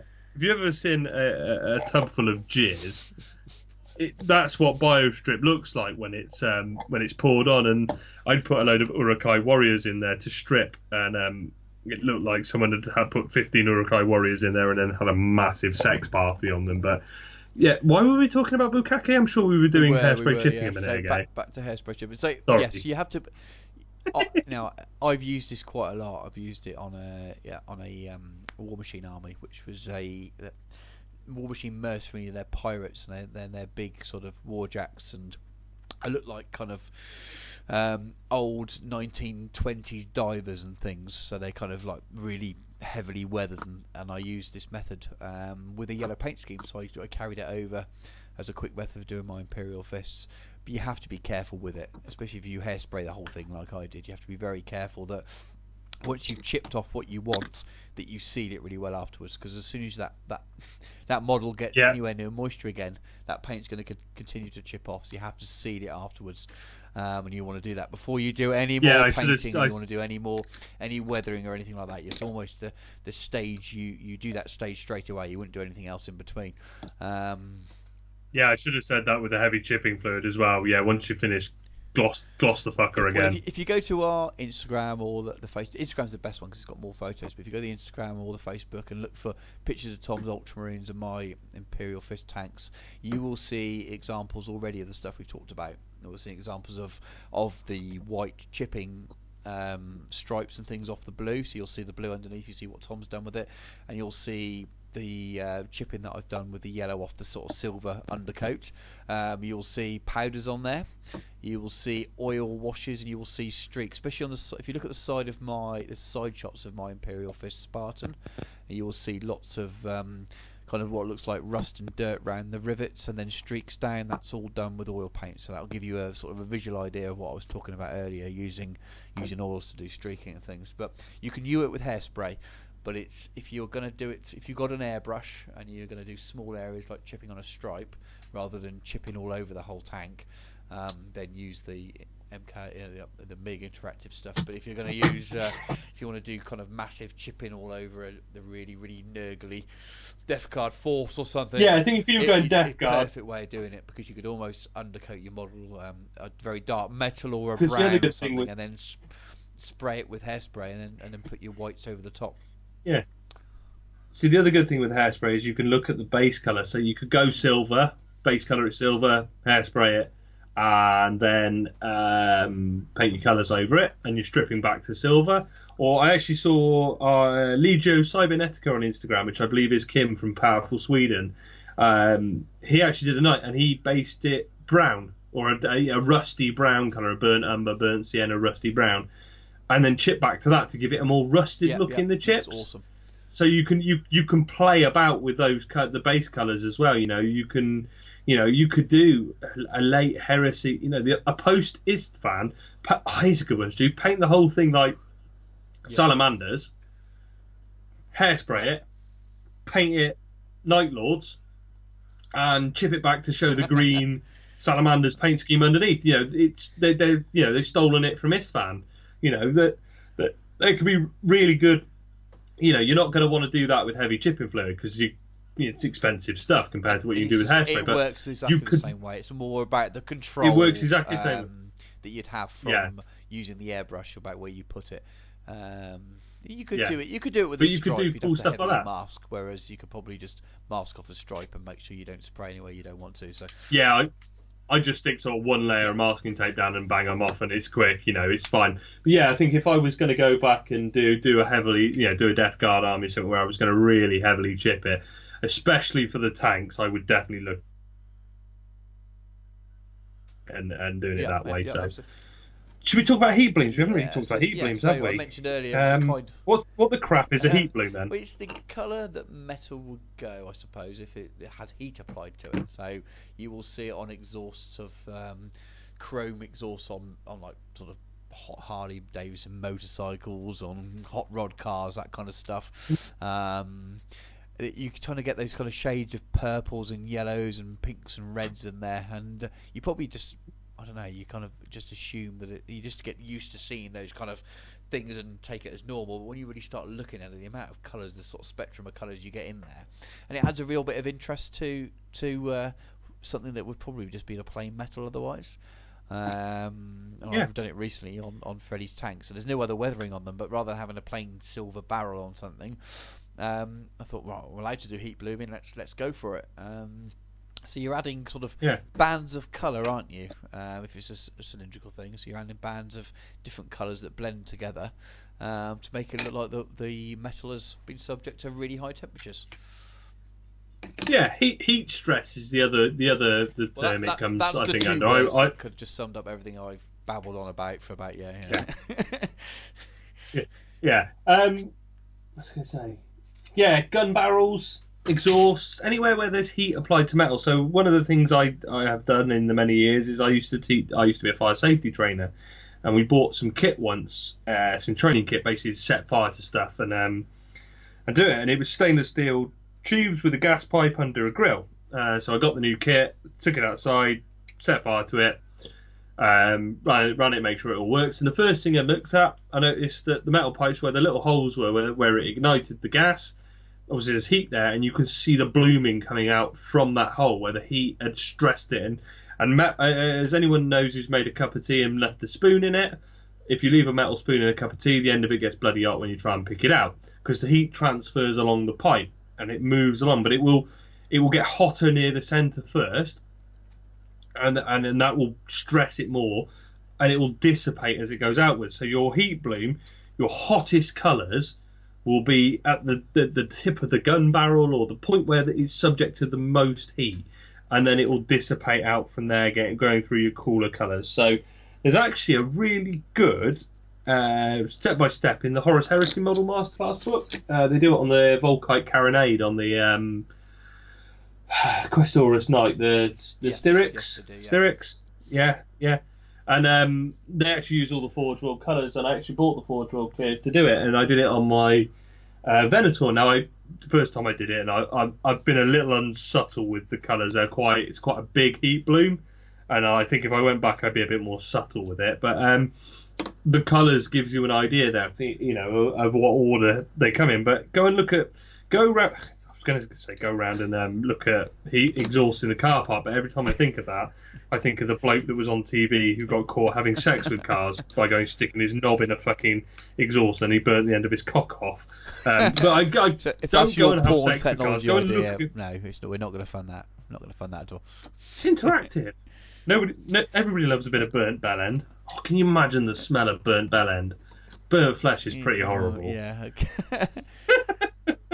A new line of fleshlight that looks like a car exhaust. That's quite a niche market, isn't it?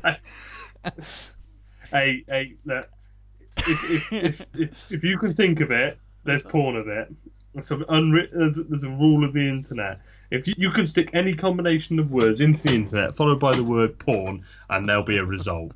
But yeah, I mean, heat blooming is one I definitely. It's a hard one to describe, isn't it? With it's a very visual thing. A lot of these techniques are, but the Model Masterclass book, that's very good. If you're going to go out and buy a Model Masterclass book, then go and buy Imperial Armour 1 first. That's really the place to go. It's that very is hard such to a good do book. well without an airbrush, but you can. So if you're totally anti-airbrush, you can't use one for whatever, you can do it. I've done it without an airbrush using GW washes and glazes. So if you're looking at the yellows, the purples, the reds, the blues. So if you follow the kind of, if you look at those, you look at heat. What you need to do is Google heat bloom, and you will see the color spectrum. But you need to take a lot of time, put them on thin coats, and give them time to blend to dry before you blend the next color on. You can do it, but you want to start from quite a bright silver base and a very flat, clean silver base. And then you can do it, but it doesn't look amazing. I've also used, instead of using the Forge World colours, you can actually airbrush on the GW washes as well, washes and glazes. I tend to use the washes, but and this is where my knowledge of GW paints is horrible because I forget all the names. But I use the what's the yellow GW wash called? Not the glaze. Lamented yellow. I can't remember actually. It's the one I don't know actually. I can't remember. Then you got the red, isn't it? Caribou Crimson or something like that. Yeah, Caribou Crimson's the red. The blue, the purple one, which is Juruchi Violet. You've got the blue as well, which is the night something. Dragonhof. You can use all shade. those. They go through the airbrush fine. They dry nice and quickly. You can use the heat blooms through those if you don't want to go and order from Forgewell because you don't want to pay 12% on your on ordering your 5 pots of colours. You can do that. There's Stu's rant. This month's shit list. This month's Forge World business lesson. You can. I've seen people do use coloured metallics as well, and quite a few ranges of paints will use coloured. Yeah. The reason I don't use that very often is I find that if you work, I don't know whether you find this on, but if I work from a silver base that's a consistent colour, that maybe if anything gets brighter towards the end, I find that by putting something that's translucent on there, you get a nicer blend. It's easier to blend. It's really easy. Well, it's really forgiving. Whereas if you work from coloured metallics, you've got to put a lot more work to get each stage to blend. You've got to be a lot more precise with your airbrush work. So I would always say try and use something that's generally clear. Or you're mixing a bit of colour. So if you're using some of the inks around, like the intensity type inks from Scale 75, or some of the new ones from GW, you could mix them in with the same silver paint as well, I suppose, and you airbrush them on. But again, I think you're just giving yourself work that you don't need to there.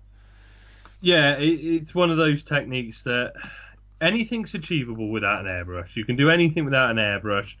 You can do, the candy coats with the brush, with the Spirit Stone reds and stuff from GW. Anything's possible. But there's some stuff that you're making a rod for your own back without, by trying to do it. There's stuff that just is easier, just simply easier to do with an airbrush. And heat bloom is definitely one of those things. And I tend to end in black as well, because generally with something that hot, depends on the weapon. For a bit of a burn. You generally get soot at the end, won't you, from the heat? Again, someone fluff-wise will come on and tell me that plasma does this, a las cannon does that, etc. I don't know. To be honest with you. There is actually. I don't know if you do, Stu, but I do change my colours depending whether it is a ballistic weapon, so a gun, a bolter, something that's that. Or an energy weapon. So I use the reds and the purples and stuff for energy weapons, and I use more black and gold and brown for ballistic weapons, because they do have a different build-up. So like you said, use black at the end. I use black at the end for ballistics and engines. For energy weapons, I don't, because if you look at something burning with a clean flame, very hot, so you bulk Bunsen burner, it burns cleanly and it doesn't build up that soot, and that's very high temperature focused. If you're looking at ballistics, which have a lower overall temperature, they'll build up soot, because soot is unburnt carbon, so it's carbon that's not been fully converted in the heat process. So that's what you get the soot build-up from. So a ballistic weapon won't burn as hot, so it won't tend to, you'll get the soot build-up. And same with an engine, it's it's unburnt carbon from the burning of, I suppose I should say promethium, shouldn't I? Because that's space petrol. I vary quite a lot. I think I get on exhaust, actually, I don't put as many layers in. I tend to go almost straight from the yellow to purple, then black. Especially on things like your Rhino exhaust stacks are quite small, and you're almost over egging it with the too many layers. You're almost adding too much in there, and it breaks up the colour scheme too much. And you can quite easily blend the yellow to the blue to the black, and it actually looks really good. It looks a bit more realistic, actually, than adding the oranges and the red things in there. So if you've got a big fuck off barrel on like the end of a fail blade or something, you've probably got a bit of room to play with the colours, and you can give it a few more different tones and stuff. But definitely on the end of your Rhinos, I mean, as a starting point, if you just wanted to start with an idea, a flat black colour on the end of your barrels, as just around the tips, fading it away with an airbrush. There's a very basic soot build up on the end of a barrel as a starting point. If you wanted to just have a look at that effect, and then you look at it, whether you want to start adding in different colours and blends and stuff as well. But if you just wanted to have a place to start, just black. Just a black colour at the end, just to give you soot. Like heavy bolters and stuff, I tend to just airbrush on a little bit of black at the end. Or again, if you don't want to airbrush it on, you can use powders and things like we did before. There's lots of ways of doing it. Yeah, the thing you find with the washes is they, on the end of a barrel, they'll run into the recesses, which you don't really want. You want it on the tip, so on the flat areas. So that's where you find the airbrush is better, because you can control where you put it, and because you're using a paint rather than a wash, it sticks. It'll grip at the end and it'll hold there. That would be my only thought on that. Using a wash, it will sink down, whereas you're trying to keep it at the top more. I agree. So what about other kinds of weathering then? So there's the kind of, I talked about it a little bit at the beginning, is the kind of high-end, high-skill paint-on weathering, where you're not using powders and things. You're actually painting your scratches on, and you're highlighting the bottom of the scratch. If you go to the richer grey level of things, each sort of level, each area of chipping is individually highlighted within the chip and then underneath the chip. And these aren't techniques that you're gonna want to do if you've kind of gone for your Calth Army. You've sprayed it one colour and washed it, like we were talking about in the last episode. But you can do weathering without using any of these special kits, any of these special sort of tools and things. And completely non-military modelling, but still add weathering by painting it on almost, I wouldn't say cartoonish, it can look that way, but it becomes art. It's flat, isn't it? The 3D comes from what you paint.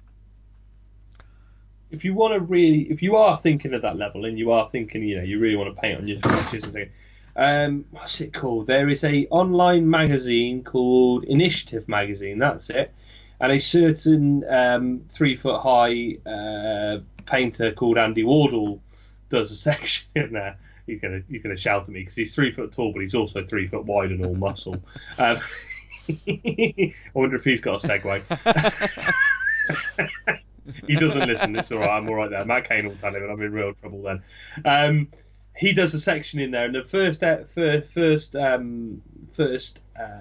magazine he did, it is weathering, and it's only, I think it's like £1.50 for this magazine. It is a very good, but it's a very high level weathering that, and Andy is definitely, he's painting on the chips and highlighting them with multiple colours and doing it. But if that's the level you're at, that is a really, really good step-by-step guide on that kind of level of it. If that's so, the level you're at, you wouldn't that's take it. much notice of what we've been talking about for the last half an hour or so. The shit I we're think rambling about. the But, easiest- but if you're interested in it, go and check it out and go and see what it's doing, and you can see where you can take it. I think the best two examples that's heresy related, you'll find heresy related models that are easy to find on the internet would be Andy Wardle and Richard Gray. They come off, and there's going to be loads more out there that people are shouting at the speakers or at the headphones. But they're the things that sort of spring to mind for me. That you will find there's weathering on there that is painted on weathering through pure skill, skill beyond something I'll ever have. But yeah, go and look at Richard Gray's Warhound that he's doing for GD. The individuals, he's free-handed on the designs onto it, and then painted on the scratches over the top of the freehand. You look at the freehand and think, "Fuck, I'd be happy if I could paint that," and then for him to go, right, now I'm going to screw it all up by putting fucking scratches through it. We'll go to his blog, and I can't remember what it is, but he's done it for another blog. If you search Richard Gray Derrideo, it's a Death Card one. He does a sort of step-by-step how he did it, and he talks through how he's added painted on the weathering rather than using other techniques, and even where he's chipped off a bit of the paint from removing masking tape and how he's turned that into some weathering. So a very high level version of adding some powders to. I'm glad I'm not the only one who does that. Fucks his models up by taking fucking masking tape off and peeling 3 layers of paint off. But fuckers. And then I suppose there's probably lots of other kinds of weathering, but there's a different level of weathering that you could think of. It's a lot simpler. It's sticking to just that can be really effective. Products. So what have we got that GW do? If you're not going to go near oils or powders and you want to just pick stuff up in your GW store, so you've got the Typhus Corrosion, you've got the Riesler Rust. That's good. You've got all their textured paints now for bases, because you can use those as sort of wet mud effects. The Nithlex oxide for doing verdigris on me, and you. I love verdigris, but when you overdo it, it looks absolutely awful. Actually, here's a really good segue into something I should have mentioned at the very start. Go very, very, very, very gentle with your weathering. It is so easy to flick straight into that, oh fuck, I've overdone it. And it's the one thing I think a lot of people, why they think their weathering's hard, is the first thing they do is they overdo it, and they go, it just looks like I fucking ruined my model. Very, very, very slowly build this stuff up, and patience with it. I mean, me and you, Stu, we're pretty much at the point where we can blast through the weathering a bit, because we know, without having to think too much, how much to put on. I agree. When you're starting, the real art of weathering is knowing how little to put on. It's very easy to slap stuff all over the model and go, oh, now I've just covered my lovely painted model in fucking chips everywhere, and it looks like he's just dropped down a fucking chute and been through a grinder, and it doesn't look real. So very, very slowly build it up, subtly, and that really probably is the biggest message I can give. Is it's much better to have a couple of models that don't look as heavily weathered, because you can just go, well, they're the pussies that have only just arrived, rather than going, oh yeah, shit, it looks like my mate's been through the meat grinder straight away. And also think about the models. Like we said, Death Guard, you can go to town on them, but Emperor's Children, probably not going to be so heavily weathered. Yeah, you don't want so much chipping with them. It's more shit and semen and blood and things, isn't it? So yeah. Basically, stick one up your bum and have a wiggle around for a bit and put it back out, and you're sorted. I know that's what Freddie's going to be doing later. Only. He's going to get them sick. Yeah, only that's exactly what I was thinking. Only the Venators. Is it Little Tugger? Is it? Well, they've got a natural point. Jason from play out. He calls it Little Tugger. Does he call it Little Tugger? Little Tugger. Little Tugger goes into it first. And there's the title of the show. Ooh. We've got two titles, nice, none of them are publishable. But anyway, I don't know if we've missed something or not. They're the things that the techniques I use most anyway. It's a big subject that could be done a lot. There's a lot of we could probably go into chipping for quite a good section. So if there are specific things you'd like us to talk about, maybe it might be something we'll chat about, over Facebook or messages. That might be easier if it's a small subject, but we might come back and revisit specific techniques and chat about those. But yeah, I think that's a good intro into what the crap is weathering. Absolutely. Yeah. Take a Should we break. take a and we'll break? Come back with a close down, I think.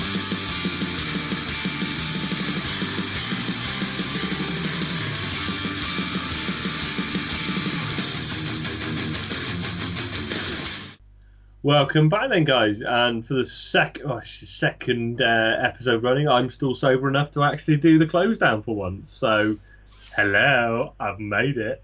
I think we've jabbered on quite a lot of shit this night already, so we'll have a quick roundup, and first things to mention, some events. I think a lot of Heresy events are already in the diary, aren't they? We had like a spate towards the end of last year of a lot of events announced, so if you've got an event coming up, you're planning an event, send us the details. We'll get it on. Doesn't have to be UK. We'll talk about them in Uzbekistan or wherever the hell the Heresy train is crashed into. We've got two to mention. Not a lot of details. First up is our good friend Sam down at Firestorm Games in Cardiff. He's announced his event. 14th of October? Yes, 14th. I've got the wife pass. Cool, I'm working on it. It's probably going to be my only 2-day event. In fact, it's going to be my only event. All my other events aren't gaming events. They're like Warhammer Fest or a day at this or that. This is the problem. I've got to work on the pass, and if I don't get the pass, it's the only event you can go to. That we don't both go, yeah. I'm working on that, but it's going to be 14th of October. It's Firestorm, 14th and 15th, isn't it? Yeah, it's going to be a weekend. 2-day, a weekend of Firestorm. We don't know anymore yet. The tickets are going on sale next week as we record, so the tickets have probably already gone on sale by the time you've heard this. But I don't know even how big it will be. They've got a lot of space there, so I imagine if there's enough interest that you hopefully be able to keep ramping it up. Sam is a good friend of the show. I met up with him in Cardiff a couple of weeks ago. He is going to pump a lot of information into the Geno group. So if you're not in the Geno Facebook group and you're interested in the event, jump in there. I'm sure it'll be in other places, but Sam, he will definitely be in there. It will be awesome. I mean, I met Sam very, very briefly years ago when he was involved in running the first couple of SmogCon events. If anyone's played the Hordes of War Machine, you'll probably know what that is. Otherwise, you won't. When they were the first couple of years were at Cardiff at Firestorm, so he knows how to run big events. These were big 120, 130 player events. So he's got the know-how and the people there to run something really cool. Yeah, and for all of you who love my events, because what's better than a well-organised, slick event that Sam's going to run? A drunken fucking disaster of an event that I run. Tarsis 4 is back. I know I've been talking about doing lots of things, but we have struggled with not clashing with events, not clashing with things going on, finding weekends where both me and Stu are available. 23rd, 24th of September, the Saturday and the Sunday, Incom Gaming, Cheltenham. We are going to throw down the next and perhaps final chapter in Tarsis 4's history. We are going to deal with this shit. I am going shit nuts wild with the event. It is looking like we have at least 10 tables, 10 6x4s, and 6 Zone Mortalis tables. So we are possibly looking at 32 players. I am tempting fate and probably going to be running a Scandus model of 3,000 points, bring what the fuck you want. And we're going to have Titans, we're going to have all kinds of chaos. Hopefully, I haven't agreed anything with anybody other than my wild ideas. But details will come out. They'll come out in the show groups. There will be an event go up. I'm hassling Chip to put tickets up, but I don't even know what I'm charging for tickets yet, so it's literally sketchy as fuck. It's taken me a month. We've got a date. We've got a weekend for it, and it will happen. So go and put it in your diaries if you want to come. Guys that have been before, we'd love to see you again. I'm hopefully opening up. We were 20 people last time. I think we're going to go to 32 this time, at least. So it's going to be chaos. I'm going to be drunk. It's going to be a weekend. And Chip said he's going to give us free entry into the nightclub on Saturday night. He's definitely said that. Fully agreed it. He has now. So it's going to be Saturday gaming all day. Probably Sunday will be a bit more laid back. Maybe 1 game, 2 games on the Sunday because we'll all be hungover as fuck, but chilled out day. Zone Mortalis, multiple levels. If freaking Titanicus comes out, we'll throw that in there. You know, it's going to be a real big event. We're going to try and, you know, really build narrative style chaos, basically. So 23rd, 24th of September, get it in your diaries. Keep your eyes peeled for our groups. The Geno page and the Geno group, that will be the first place it comes out. I better write an event pack, haven't I, Stu? Yeah, we've got a bit of time, and I'll help you this time a bit more. Yeah. So I'll do. I sent it. I'm sure I shared it with you a month ago, and you've done fuck all with it. I'm not giving you any ideas or anything at all. No, there's no shared document with so many ideas that we're just going around in circles now. Basically, this is our biggest problem. Actually, is I keep coming up with wilder and wilder ideas. Luckily, Stu's going, well, how the fuck are you going to do that? And I'm going, I don't care, I'll do it. But the resource cards are there. I'm going to paint up my custodes and my sisters, so we'll have units. I've got knights that will be available to win. Not to win, to keep, win to use. Don't take my knights off me, please, I'll cry. There's going to be all kinds of chaos. I'm talking to Tim at the Eye of Horus for a lot of ideas. Sub-quests, side quests, shit quests.